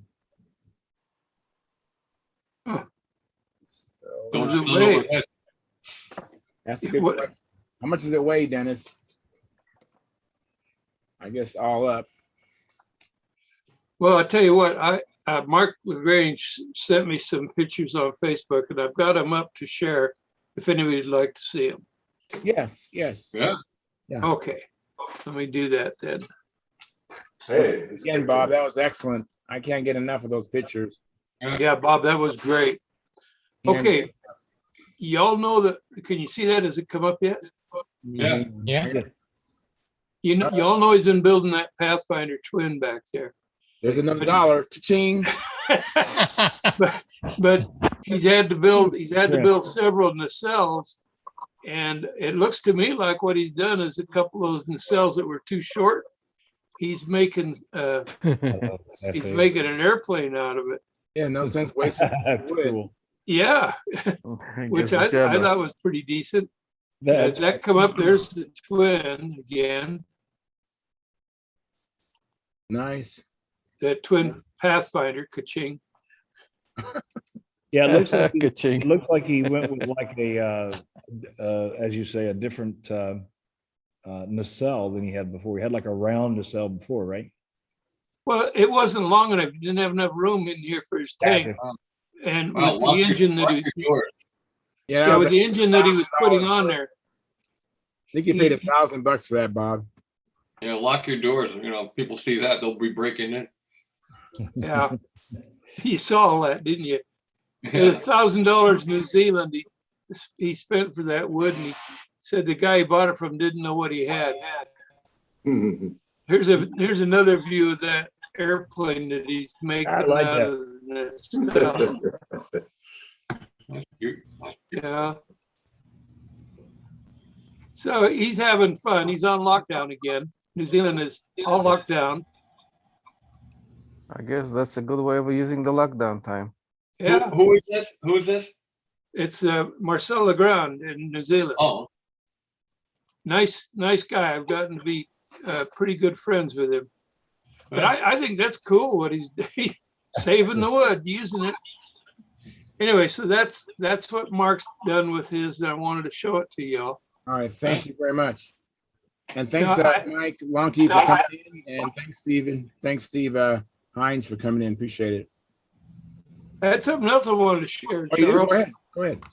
Sorry. Remember I've talked about color wheels? Yes, I am curious about color wheels. Thank you very much. Well, I got this the other day, and I thought I I'd just take a use regular moment to black wheels. say what? Oh, I just use black wheels. Yeah, Black me too. Like, well, everything you do is kind of dark, right? With a humor, yeah. Yeah, yeah. Well, the interesting thing about a color wheel, let's see if I can get it on here, is everything is on the wheel of how to use it.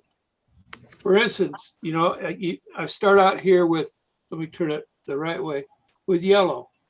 And here, when I add red, it tells me that I'll get a shade like what's right there. But if I turn the wheel on and say I want to add yellow to it, I can turn the wheel and went past the yellow. And there's the color you get with the yellow. Can I get a bronze wheel? I do not have any bronze on here, but I'm sure we can get close to it. So let's just take the red again for a minute. You add red to red, of course you get red. But when you add yellow to it, you like a burnt orange. Like a burnt orange, yeah. But if you want to add blue to it instead, Interesting. let me turn. It's strange turning this around with this. Yeah. You add blue to it, you get kind of a purple. If you add blue and yellow to it, you add a green to it. Yeah. And then if I add white to it with the red, I get that color right Pastel. there. Great. And if I add black to it, I get that color, go this way. Brown. Yeah, kind of a brown. And so that's how you can use, and it also talks about toning, and that's what these along this edge right here are. You know, and it starts over here on the other side. Sorry, guys. This is, you start off with black and a toning. And you go through the scale, the gray scale. Okay, so that gets you a good chance of mixing your colors, what you want, out of your primary colors. So you can have red, yellow, and blue, white, and black. Those are the colors you need to really mix. Right. And you can come up with just about any color you want, except for maybe metallics, you know. Yeah. Okay, on this, go ahead. The caveat to that is that your primary colors are true primary colors. I was trying to make to mix a teal color out of obviously you mix blue and yellow to get a teal or turquoise, depending on how much yellow you put in it.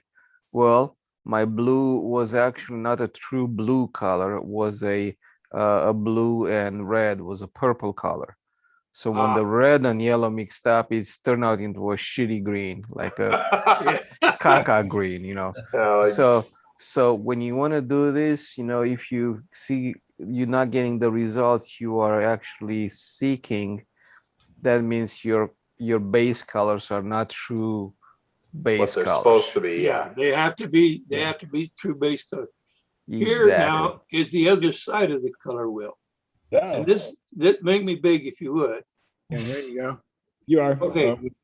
The host has, okay. If you see here, I've got it pointing at the red up here. Okay. And you see the complementary is directly across the wheel. So red is the complementary for red is a green. Wow. Oh, okay. Cool. So when you're figuring color scheme, now, very cool. There's a complementary, which is either side of the green. Okay, so you figure out color scheme, you want some that don't glare at each other. These are your complementary colors. Then you have your triadic, which is literally a triangle.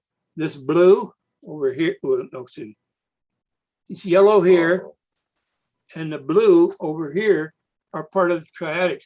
And then you can get into some I've never used. That's a tetrad and the tetrad.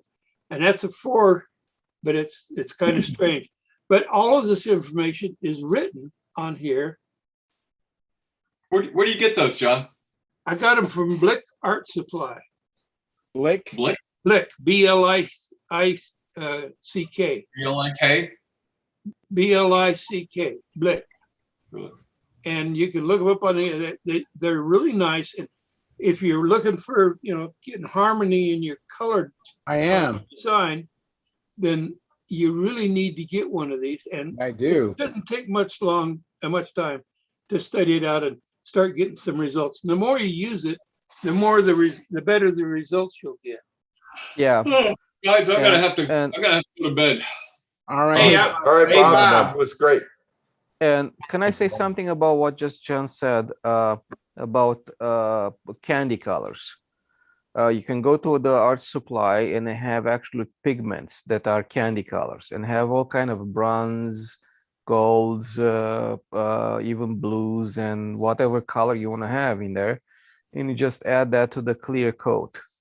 And that's all that it takes. And maybe have some silver as a base coat underneath it, and when you shoot that on the top of it, it's going to give you the candy colors. So they should cover the whole spectrum of the colors that we're talking about. Hey Bob, what did you think of that airplane that was all the fiberglass one from Gabe's airplane? Oh, it flew great. And it was very innovative. I mean, it was sort of an experimental airplane that it wasn't, incredibly well finished yet, but it sure flew good. I mean, there's no doubt about it. It was a good flying airplane. Very easy to point and shoot. It had that more of an elevator turn than a flap turn, It had that snap turn. Those are kind of airplanes you have to build light though, because if you're going to reduce the flap that much, you can't have a heavy airplane. It won't get the effect, Mm-hmm. Was it was a fairly light airplane? Yeah, it was very light. It was surprisingly light for the kind of construction he had in it. What he did, most guys have been using Rohacell. A lot of guys have been using Rohacell and like 3/4 ounce glass cloth as the the composite. There you go, cloth, Rohacell cloth in the mold. What he's doing, he went to Home Depot or Lowe's and bought some of that blue extruded polystyrene foam and just cut it in extremely thin sheets and used that between the glass. And it worked fine. Bob, that is a very classical way of testing out your layouts and stuff like that. A lot of people do that instead of Rohacell because it's much easier. And but cheaper. You have to use a lot cheaper. But you have to use the harder foam. With 4 foam, Yeah, you have to use the high load 60 for that. The denser foam. Guys, I gotta get out of here. I'm gonna. If I don't, I'm gonna be wasted tomorrow. So. I want to ask you a question. Appreciate it. See you guys later. See ya. Good night. Glad to have you here. Yeah. No. I'll tell you what, if you don't want to do anything with color, just think of everything. I'm inverted and outsides, huh? Woo, Mark! Very good, Mark. What does it mean? You're How flying did you do inverted that? and outside loops? Awesome, man. Yeah, it's a good week. It's a good week. On an electric airplane? Not yet. I'm using the others just in case I make a balsa mushroom cloud. There may be some pieces of balsa flying over Kansas City now, but had a good week last week. I went out to Kansas City and saw the family, and went down to Tulsa, the contest in Tulsa. I didn't fly, but just hung out and That's a good contest. Yeah, it got really windy. They had to stuff everything into one day. Sounds like the Nats this year. Yeah, pretty much. Yeah. How's your knee now, Mark? How's your knee? The knee is doing well. Yeah, I just took some other medication for this other stuff. So if I go face down on the computer, don't panic. I'll wake up in a minute. Yeah. But yeah, hey Mike, the Frankenstein airplane was the one that was the best. I'll bet. Well, it took a lot of rework. I think it was. I don't know. It was probably built a bunch of years ago, and even the Talk about spars- the one that came from St. Louis, right? Yeah. Isn't that funny how that works out, man? Well, I recovered it because the main spars, I don't know, it's you just touch them and they crumbled. It was like I don't know. It looked like it was made out of a scrap bin, but that's okay. It done its job, you know. I got it all recovered, and the white Banshee, you know, done a skip off the canopy on one of the outsides, and so it made a nice groove in the ground, and I left the needle valve somewhere about 7 foot behind it. I've never done that. I don't think nobody here has ever done that, Mark. No, I haven't done it either. Not today. Not today, right, Larry? Not today. Case of beer. That's an old Scott. Case of beer. Hey, speaking of old Scott, Larry Ekstrom is retiring, man. Oh wow. He just put it out today. Wow. 17,000 jumps. He's getting out of the sport, man. That's a lot. That's a lot. 17,000. Wow. Yeah. Well, the guy's like 77 years old or some crazy old stuff, but Larry's a legend, man. He's a legend. Mark and I both know him from Michigan, but yeah. Wow. Cool. Yeah, and now when I kind of got over that hump, I'm like, what was the problem?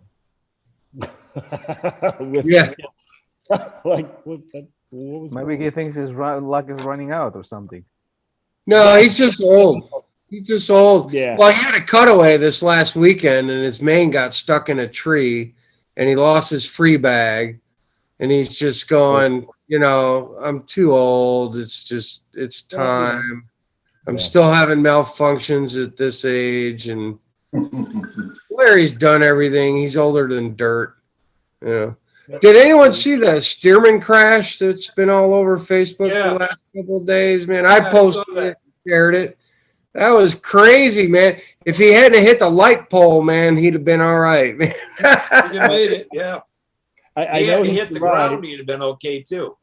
Yeah. I know he survived. There were survivors. It was good, but I still want to go choking because what's happening now is general aviation insurance, especially with YouTube and all of the social media. I mean, general aviation insurance is up 80%. Because everything's on social media when there's a minor plane crash. Yeah. Listen, I watched 3 plane crashes at Napoleon, and no cops were called, no feds were called. They like get the airplane and wheel it over in the hangar, and nobody know. You know, tarp over it, fix it you do anything. It's on the 6 o'clock news because some guy had a cell phone out video it. You know. So yeah, it's bad. And plus, the other thing is, you know, they're flying all these. Let's be honest, 60 and 80-year-old airplanes they're flying, and a lot of times they're taking the general public for paying rides on this stuff, and they start killing a few, and that's bad for business, man.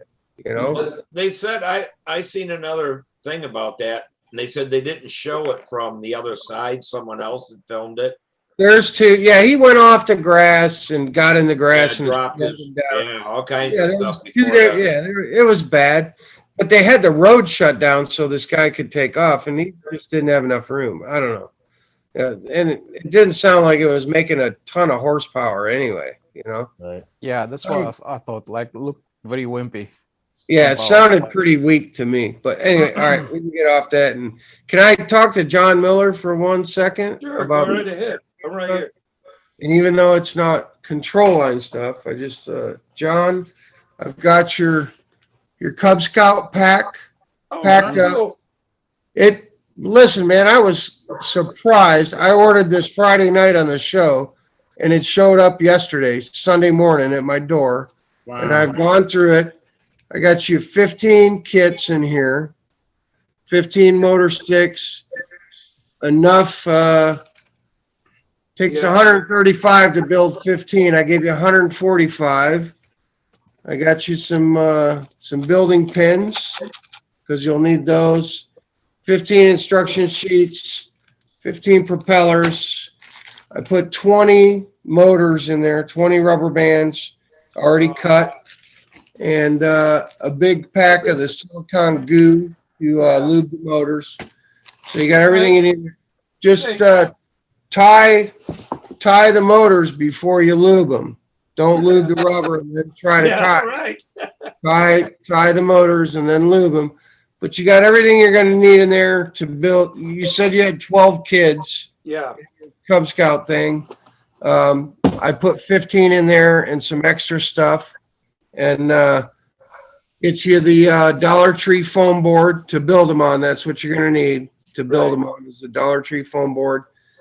And then I didn't have a extra pack of razor blades. So you're going to need just go to Home Depot and get a pack of 15 razor blades so they can make their cuts and stuff. But I'll do that. And Mike, I don't know how to thank you. I mean, no, it's all good, man. Don't worry about it. I don't mind helping out kids building rubber free flight stuff. Just I need your address though, brother. I got it. Give it to you right now. You got a pencil, paper? I can have one in 2 seconds. Well, do you want to put it on the live stream? I don't think you do. Do you want to wait?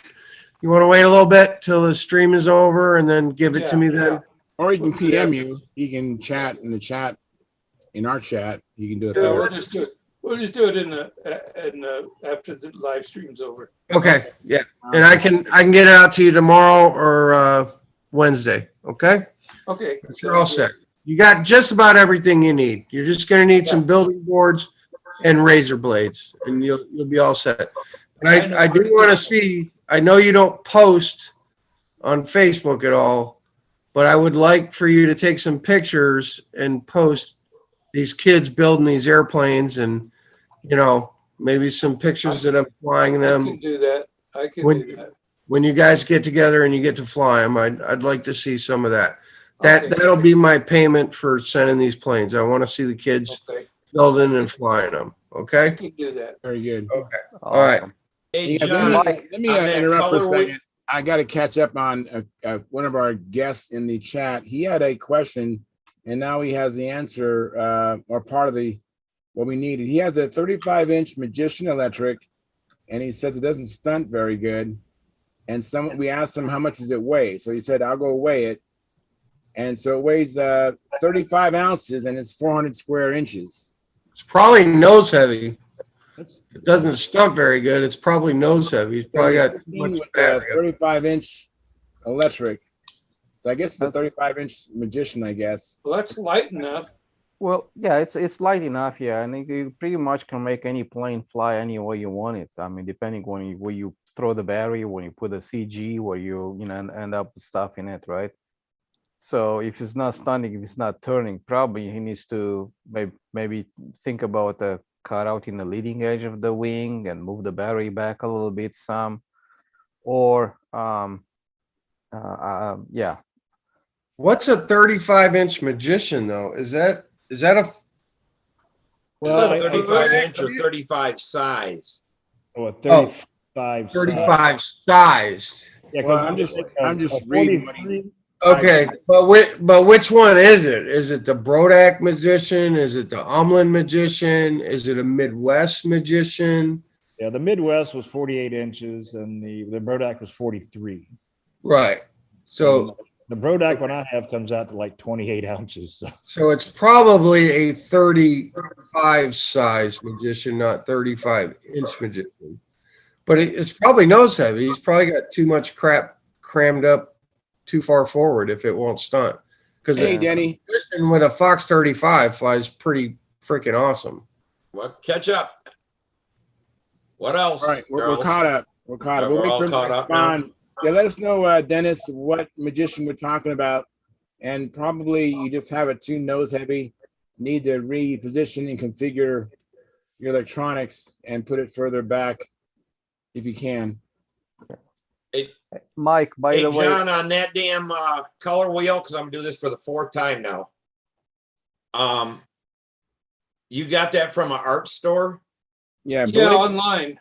Yeah, and it's made to use with paints that art store carries, and it's different than paint like we think of paint, because that stuff will be pure, and even like with when it says black, there'll be 20 shades of black, there'll be 20 shades of yellow and all this. And what it is that when you buy paint that's blue, it could have black in it, red in it, whatever. Yep. And you're not doing true tint bases that are set up on that color wheel besides knowing where you get. But if you think of a color wheel or whatever, it's a triangle. So, you know, red, yellow, and blue. And then you can make small marks for purple, green, and orange. Right. And whatever's across from the purple, green, or orange will kill that color. If you wanna kill blue, then you got to put yellow and red in there. The two opposites will kill that color. So if you got a black that's too red, you'd have to put a green in it. But if you put green paint in it, you may be adding other stuff besides green. Yeah, It has to be, there's like phthalo blue, phthalo yellow, phthalo red. Them colors will kill each other. But if you use some other kind of tinting or anything to tint that, it muddies that stuff, and you'll get a color that's looks muddy. I feel like deja vu right now. I feel like we had this conversation 6 months ago when John pulled out his color wheel. No, I just got a color wheel. You just got it, yeah. I haven't had one for quite a while. But didn't somebody else talk about a color wheel a while ago? We had a big discussion. Tryon was gonna mix some colors, and it's not easy to do, and you really have to know what you're doing to. Well, like Tryon said, you have colors. to start off with pure colors. Your primary colors have to be pure colors. Right. That's what my problem was, because my primary colors were not pure. Right, and you can't get pure colors for dope. You could, but I mean, some of the reds we used back in the day at Guardsman were $1,000 a gallon. Yeah. You know, the thing is, like, to get that color, you had to use that red tint base to get it. You can't get there from just any red or whatever. The whole thing with the color wheel is you can see the possibilities. You get to see what colors are complementary to each other. You also learn a little bit how to tint. You can start off tinting white or tinting red or tinting yellow or whatever color you're tinting. You gain a little expertise in that, and you'll be more comfortable using your paints and make better matches as far as complementary colors, triadic harmonies, direct opposites, all that. You'll learn how to do that. That's what comes from a color wheel, no matter what kind of paint you're using, because mixing it, that's on this side, mixing colors, but this is using the colors for balance, for colors. Yeah, you can, Okay. I guess you can see that, but you can you can go into a paint store and buy a chip and see the run across, Yep, you can. And you can do it the same way with that, but to try to get there, you're never going to get there. I mean, you can pick this thing, and if you try to tint that, you'll never get there because you don't have the right materials to do it. Is Denny dancing there or what? Yeah, Denny. Before we get too far down the rabbit hole, Tryon said my name and was going to say something to me before we got on the paint thing again. Tryon. I was just talking about those kits that you just showed to over there. That's a full box of those 52 kits that I sent to Romania to the other club. Oh, Excellent. really? Excellent. Yeah, you did you were Santa Claus last year sending control line stuff over there and props and motors and everything. Yeah. Did you hear anything back from them? Did you get any feedback from any of that? Have they been successful in their building? Oh, they already built one of the remasters. They already started a bunch of motors, put them on airplanes over there. The guy I sent it to took over the club. Actually, it's official as a professor over there right now. It's all good, man.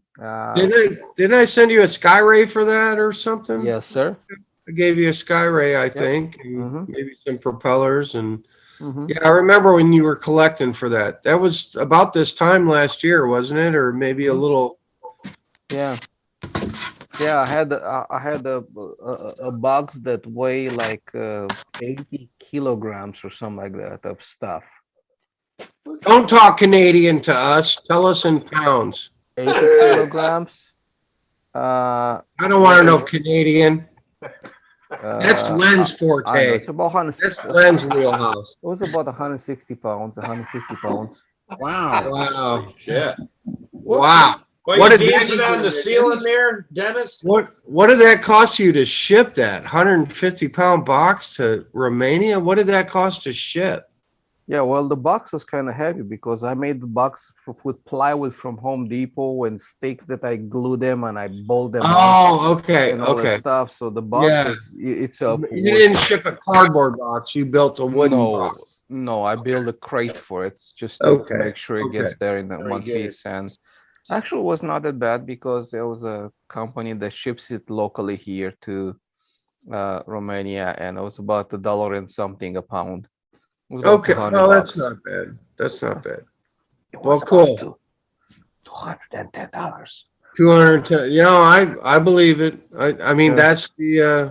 that's the going rate to get a take apart Axioma shipped from Uzbekistan. It's about $200 shipping. So Wow. Yeah. So yeah, I shipped. Yeah. I have several kits. For myself, obviously, I didn't contribute much in a box, but I put those kits that you have over there. I bought a whole box of them and I sent it to them. I had a bunch of balsa wood in here that I was like, I'm gonna give it to them. We had several kits. We had a Legacy 40, from Brodeck, never opened. Ringmasters in a box, which were like 3 or 4 kits in that one box. nice. We had a Flight Streak, Skyray, a couple of sets of foam wings. We had a box, a huge box, was like 48-inch tall by 12-inch by 4-inch wide, full of balsa wood sticks and miscellaneous stuff. Perfect.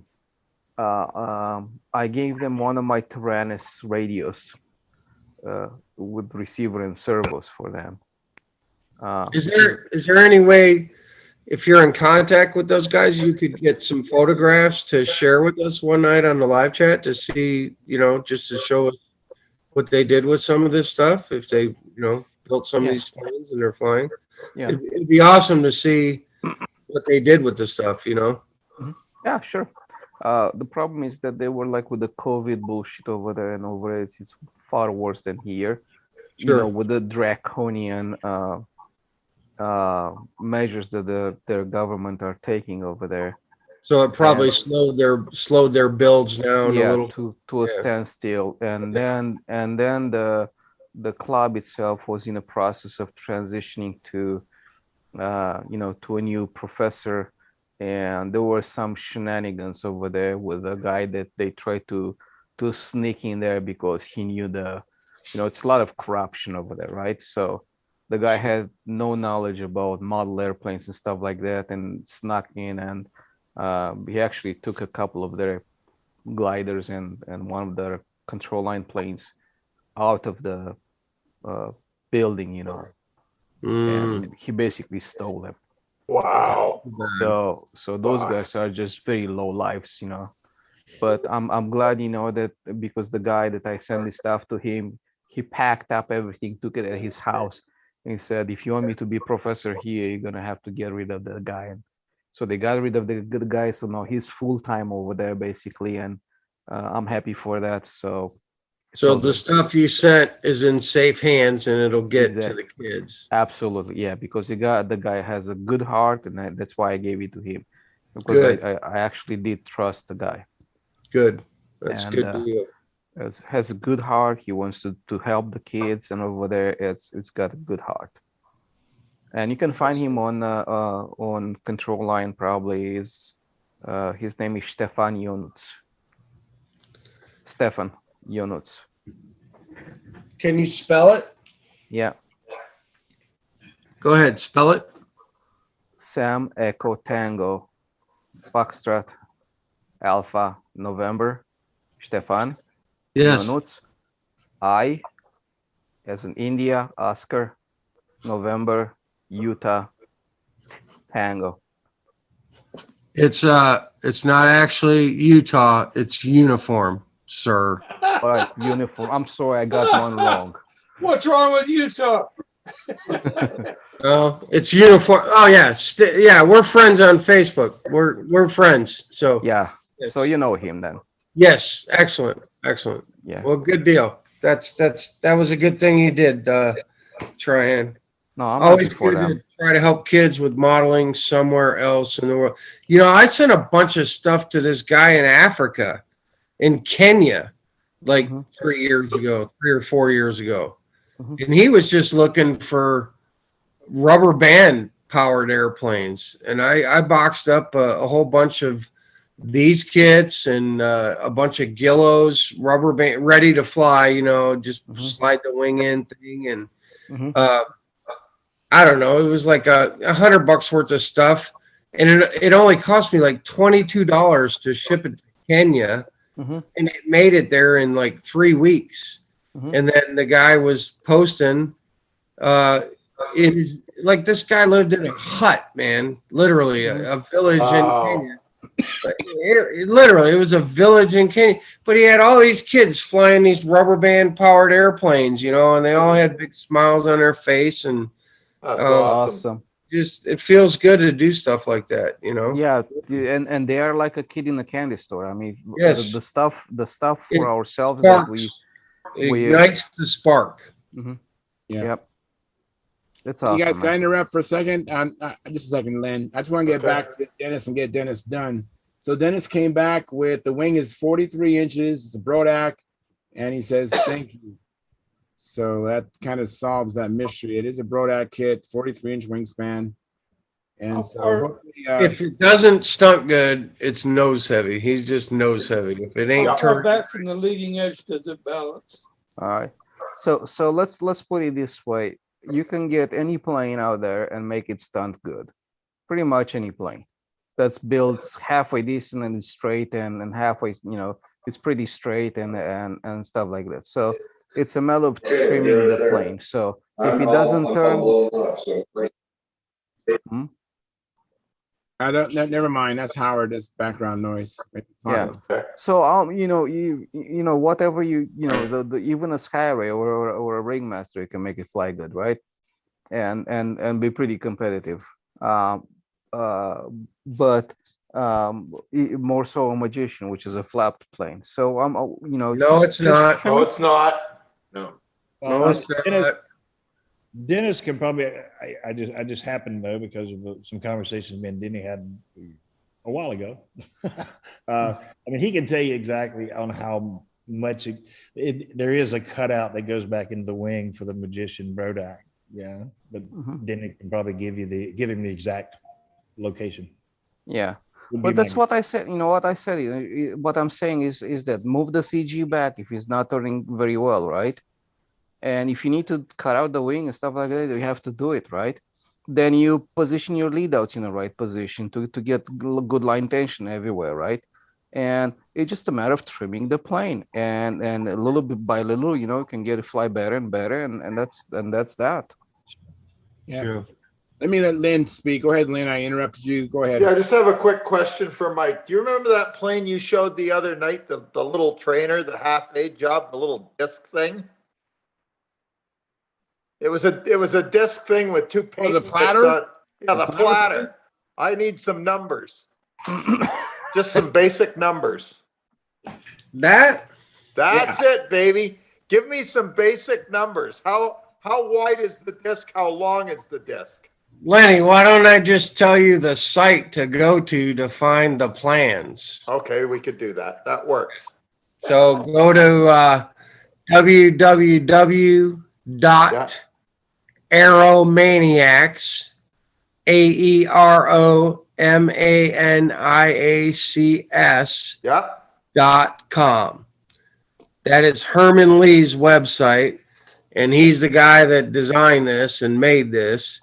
If you just get on the Aeromaniacs website, Herman Lee, all the plans are there. And he talks about the foam board one, the Coroplast one. There's a stealth bomber one. I mean, and it's the paint sticks. You know, it's everything you want. The pizza box flyer, or the platter, is what they call it. The pizza box. Pizza box flyer or the platter. The rudder don't matter what it looks like. And the nice thing, I mean, the elevator is just, you cut a slit in the foam. If it's Coroplast, if it's Coroplast, you just well, slit it. even the foam board. This one's foam board. Okay. Well, you just cut a slit, you angle your knife and cut the slit, and you got your elevator, man. Okay. Herman Lee's Aeromaniacs. Did you find it, or did you just write it down? I just wrote it down. www.aeromaniacs.com. Herman Lee. Herman Lee. Just go there. There's a lot of cool stuff on there. I will check it out. Yeah. Thank you very much. This is called the Osborne Platter, is what they call it. The Osborne Platter. You'll find it in there. Mike, you should have painted it like a pizza, you know, like pizza, pepperoni, the slices. Like a pizza? The flying Are you leaving, pizza. John? No, I just wanted to. I think I had 2 cans of been paint. trying to get in here. Sorry, I just got to respond to Tryon real quick. I had 2 cans of paint. I had one green and one orange, Tryon. So. That's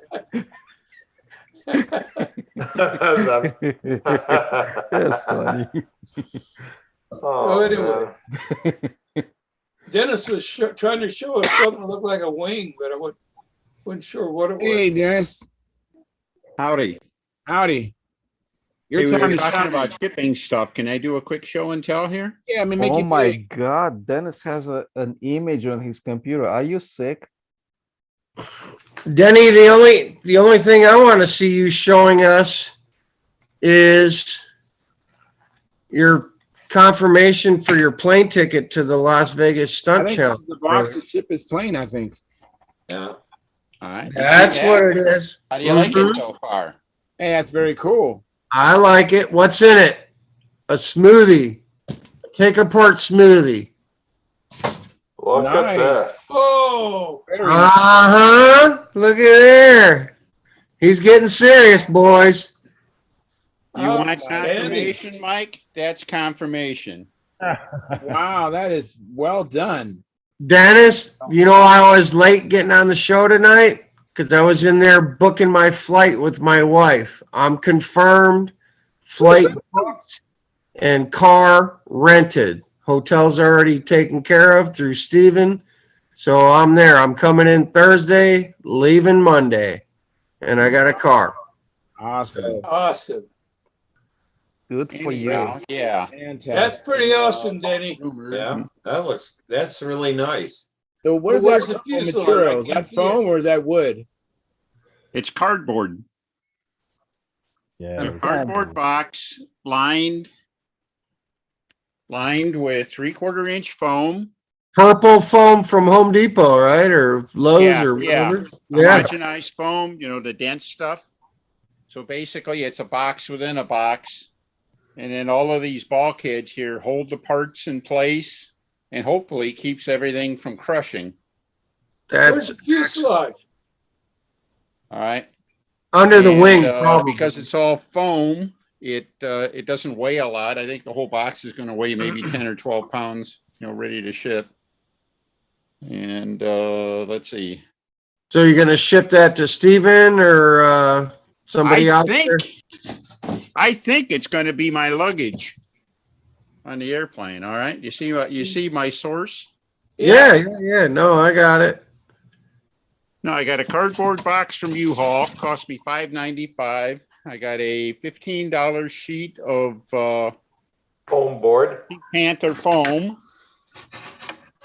You probably got some left over too, right? That's Yeah. left of it. I got a bunch left. And it's a 4x8 sheet, 3/4 of an inch thick. And just started hacking and whacking. Whatever, glued the foam to the box, so that should help, you know, stabilize it all, reinforce it and stuff. Right now, everything is in there, and it's just kind of, it's all tied together right now. But yeah, that's great. I'm going to split the bulkheads on it. That's great. Yeah, are you just going to tape it shut then, Dennis? I'm sorry, I didn't hear that. Are you going to tape it shut, or how are you going to? I still didn't hear you. I'm sorry. On my end, I think. You want to, you're going to tape it shut. All right. Tell you what, I'm going to turn this off and get back on my PC so maybe I can see and hear you guys better. So, all right. At any rate. Well, you're coming through like loud and clear right now, better than you ever have. Whatever you were just using. Yeah, it's because I'm using my phone, I guess, instead of my yeah, PC. your voice in video was awesome just now. Yes, that's exactly what I was talking about. Yeah, trying those too. But Steve asked if you were just going to tape it shut. You're going to put some bubble wrap in there too, right? I don't know if I am or not. I have to do something to make sure stuff doesn't rattle around too much. It sort of it's captured, but yeah, it's going to get a little bit of bubble wrap, a little bit of foam, whatever. Frankly, Scarlett, I think I'm going to put some of my my clothes in there. Dennis, there you go. You've got quite a bit of space. I think I'll be able to multi-purpose. I can certainly stuff a couple of t-shirts in there and whatever. Oops. Dennis, how are you going to ship your batteries? You could probably make this you can probably make this box your personal item, so you can take it inside the plane itself instead of putting in with the luggage, and you can ask the stewardess to put it in a coat compartment, because they have lots of space over there in the coat compartment. Yeah, they can put golf clubs on the airplane. They could certainly put that, I would think. Yeah, because that's much smaller. That's what I've done when I was traveling on my DLG planes, because I had like a gun case that had the planes inside and stuff like that. And I would take it as my personal item in a plane and ask them to put them in a coat compartment, and they were more than happy to do so. And this can definitely fit in the overhead. Yeah. Well, overhead, you think? How wide? Too long. No, it's not true, because the overhead is double. They are side by side. So if you have two of those compartments open, you can slide it over there. But usually, I mean, it's try to take it with you. They won't allow it the lengthwise because it won't fit in the size wise. They'll check it in the size wise. Yeah. You're right. You're right. It will definitely fit long ways. Well, but, I guess my gun case was 52 inches long too, and about 16 inches wide, so it was considerably long. But they let me take it on a plane. How long ago was that, Tryon? How long ago? That was recent, you know. That was recent, a couple of years ago or so. couple of years. I think I would defer to Mark, the pilot, on this one. Yeah, well, Mark is Frank. Well, I mean, Mark can carry it. Yeah. You don't want to get jammed up trying to bring it on board and then not be able to bring it on board, you know? They can always take it into the. They can always luggage. check it from there. Yeah. Yeah, from the. Yeah. Yeah. Denny, Hey, Dennis, Denny, it's gonna be good how are you to going see to you take your there. batteries? How are you going to take your batteries? Carry on, it's allowed. Yeah, just on your carry-on, but Dennis ain't here. Dennis. Dennis, you're muted, Dennis. Oh, what is that? I don't know. Hey, Dennis, mostly. Hang on a second. You got two things on, Dennis. Got to get rid of one of yourselves. Try to get your phone headphones. Oh, there he goes. Now he's back on his computer. But you're muted. I'm just jazzed to see that Dennis made a box for his airplane and he's going to Vegas, baby. And it'd be good to see him there. Yeah. Charles is going to be there.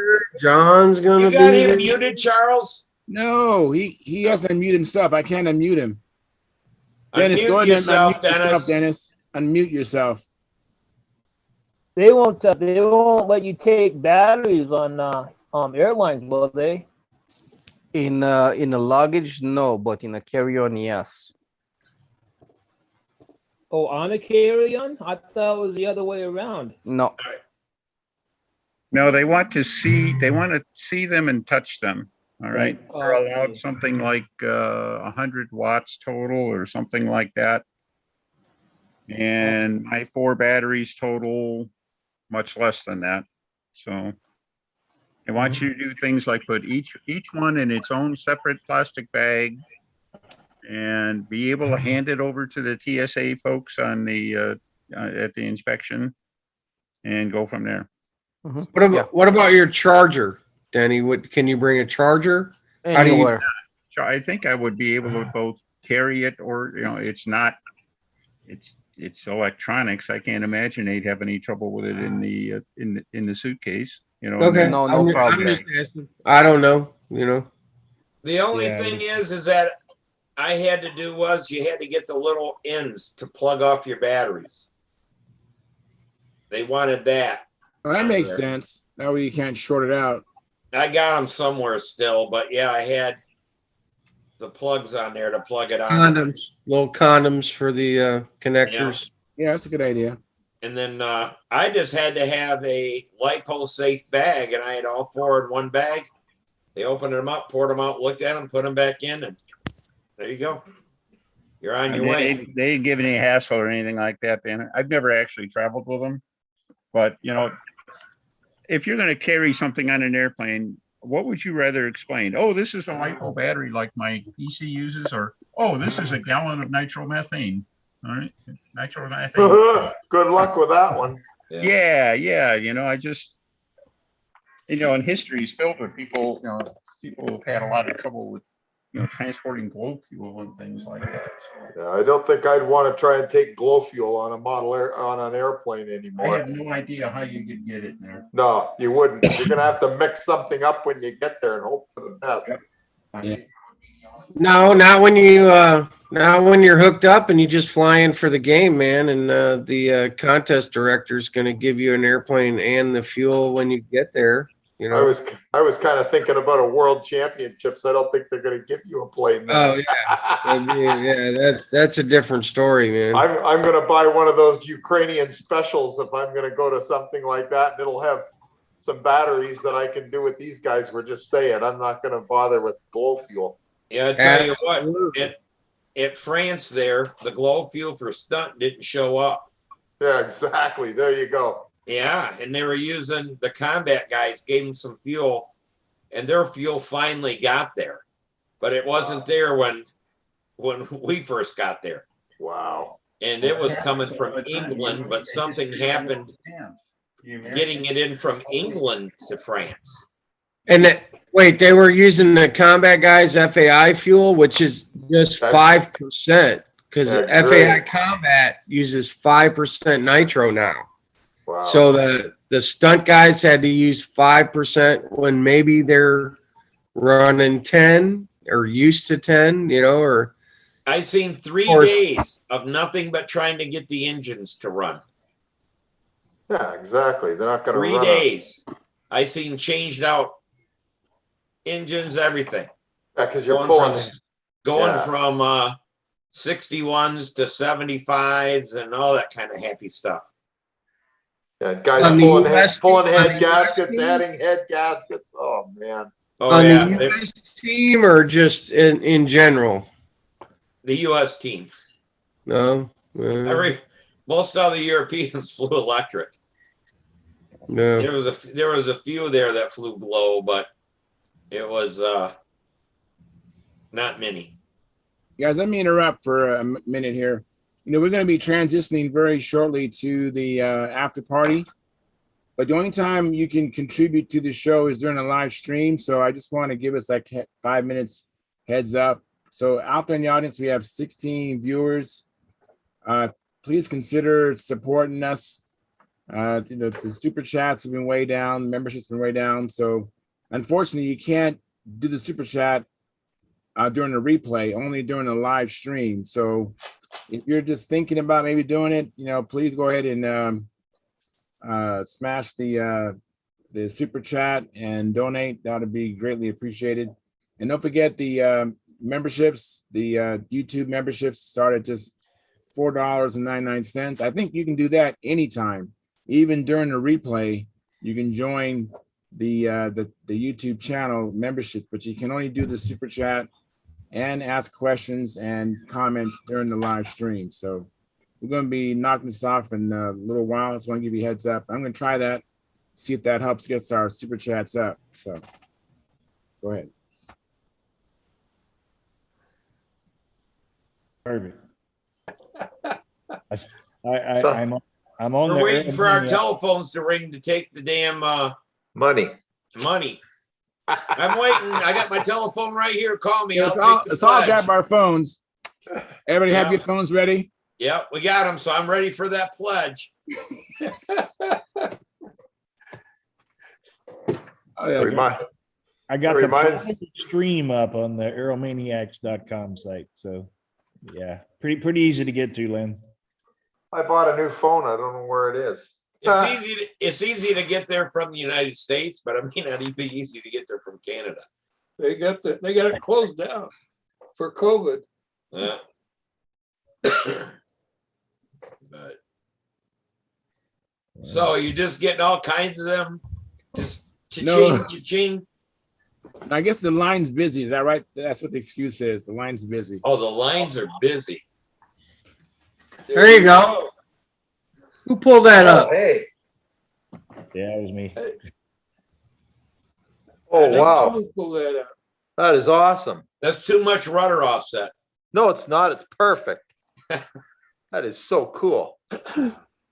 Yeah, that's the Aeromaniacs website, Len. Very cool. That is awesome. That's So exactly that pizza platter looks just outstanding. That's what I want to build, a pizza Yeah, platter. there's a whole bunch of different. Are we off streaming now? No, not yet. Not yet. Oh, okay. Another few minutes here. That'll be nice. There's a lot of good stuff on that site, Len. That's cool. Another 4 minutes. All right, I'm excited. Yeah, it's about time. Don't be smart. Well, in the last few minutes, let me just show this show and tell. All right. I don't know if everybody has ever experienced this, but sometimes you're trying to tighten the prop nut and it keeps spinning and you can't, or you're trying to put your spinner on and it just keeps spinning, right? You can't get it to stop and you can't lock it tight. Okay. So I got this thing here. Where'd it go? Therefore, you still can't. Okay. All right. So I think the RC guys, cars use them. Let me make myself big here. You're big. You're big. Well, now John's big. Let me make me bigger here. Okay. Now Len's big. Yeah, now John's big. Okay, here we go. There All you go. right. Now we So- go. We're good. All right. All right. So, no, this is called a piston lock stop thing. And I have to give credit to my friend Joe Mata, who introduced me to this. And it goes in place where your glow plug is. And let me demonstrate this. I got a little driver here. I'm going to take out the glow plug. This is a glow plug. And Where's your washer? This goes, the washer's right there. You can stay there. This actually will screw in here. This is threaded. Okay. And it has a nylon or Delrin End on it. end on it. That won't mar your piston. You put it in there, and as you turn this, now this will stop, and then you can tighten your prop nut on. And this is really handy if you have a full built-up plane, right? Right. You just don't hold your propeller? Well, sometimes you're trying to tighten your propeller and the thrust washer is still spinning. You can't get to stop. This will stop the crankshaft and in turn stop your the crank so you can tighten your nut on your spinner. Sometimes you just can't get a grip to get it tight. I don't know if you ever experienced that. I have. Yeah, because sometimes you gotta put some pressure on the bearing, or like you said, back there. I get it. I've had that happen a few times. That's a good idea. It is. Now, it's a problem if you're in a built-up ship. Now, if you have a profile, I have another thing I want to show you. Where'd it go? I have one too, Charles. When you're finished, I'll show you one. Nothing down the Venturi. Let me show you where I have it up money to share. I saw it on eBay. Let me see where I can share it. Okay, so let me do share.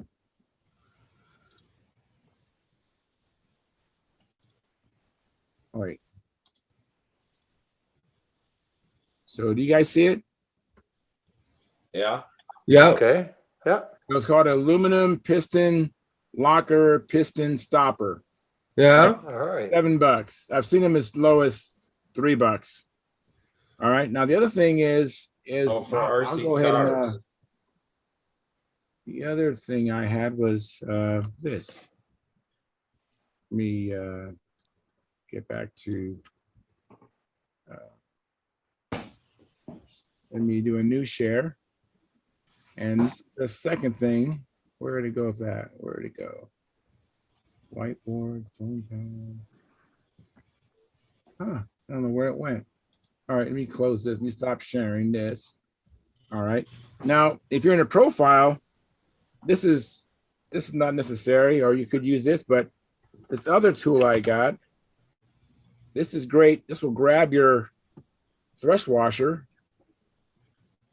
and it won't mar it. The way it's designed, it has these like neoprene or rubber grips, and you can grip this and you can hold it now so you can tighten your prop down without this thing spinning. Can you get that on? Oh, if it's on a profile, I guess that would be sticking out the front. Yeah, my profiles don't stick out the front. Enough to do that. Yeah. Well, it's just an idea. I mean, maybe we have the engine, but these two things have been very handy for me. Sure. To help you get these prop nuts tight. And I actually have a website, B&M Photo. And I think it's only $10, but the shipping is a little bit more than that. Let me. An electric impact would work too. Yeah, it would. Let's see, where's my share button here? 150-pound torque wrench. Come on, where's my cursor at? Trying to find my cursor. Yeah, when I ever did have it, I've had it a little bit. I always kink the propeller, push it on an angle, and then with your socket or whatever you got, just do a bunch of quick twists like an impact would do. It'll finally, you can get it tightened up on there. Now here's another screen I want to share real quick. And this is where I bought this tool. Let me share this. Can you guys see that? Yep. Yep. Emax. Like portable, $10. multi-in-one clamping, motor fixed, removal pliers. So it's a nice little handy tools there to help you when you can't stop the piston from going up and down and to tighten your nut. I'll tell you what that's really good for. What's that? Every now and again, you get a prop that's just a little, it swells on the shaft and you can't get it to release from the back, from the drive washer. If you had that tool to grab the washer in behind and then grab the prop and turn it, it would be really easy to release. That's what that tool's great for. That would be good. Usually that happens when you have a prop that's super hard, like those composite props. Yeah. And the back side of the prop is not roughed up and it's not it's kind of shiny and very smooth, right? There's nothing for the stuff in the back plate to bite into. And one of the ideas over there, you can just cut a disc of sanding paper, like an 80 grit sanding paper or something like that, with a hole, and you put it behind, put it in a prop, and tighten up with your hands, and it's not going to slip. It's not going to slip. Yeah. Can I show you my piston stopping tool? Exhaust make you big for sure. Hang on, me fix this. All right.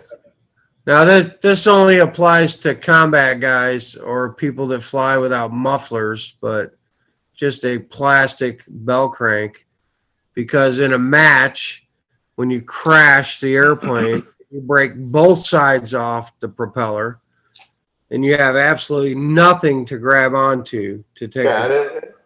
Exactly. And if the prop's threaded on tight, you're screwed.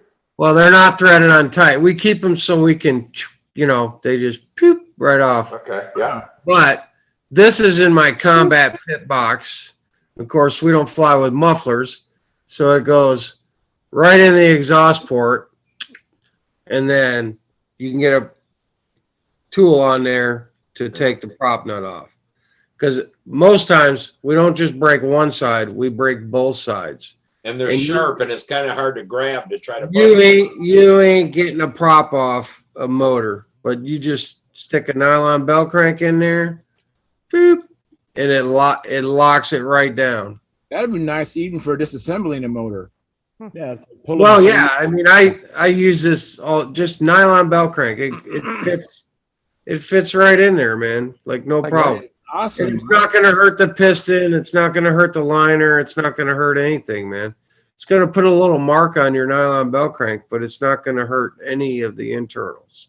So not good for stunt, especially if you got a muffler on there. It ain't going to help you. But for us guys, you know, running open exhaust combat stuff, it works great. Are we off? Are we off? I'll be ending the show ASAP. Hang on a second. Let me just close up the shop. So we had a pretty good show tonight. We had as many as 23 likes. We have had as many as 24 viewers. That's not bad at all. Only $5 in chat revenue. So I gave you a few more minutes to hopefully contribute, but no one stepped up and donated. But hopefully next time. And we had some help from our chat box. People came in and asked good questions, and we answered them to the best of our abilities. So we're going to end this show and the stream, but we're going to start the after party, which is sometimes better than the live stream. And I have people here that can attest to that. But anyway, so we're going to bid everybody good night. We will see you again. Same bat channel, same bat time, but it'll be next Friday. So we will see you then. Let me end the stream. A couple clicks. Just pardon me for a second. Adios. Come on, mouse. Come on, mouse. Cooperate. All right. John Miller, JOHN.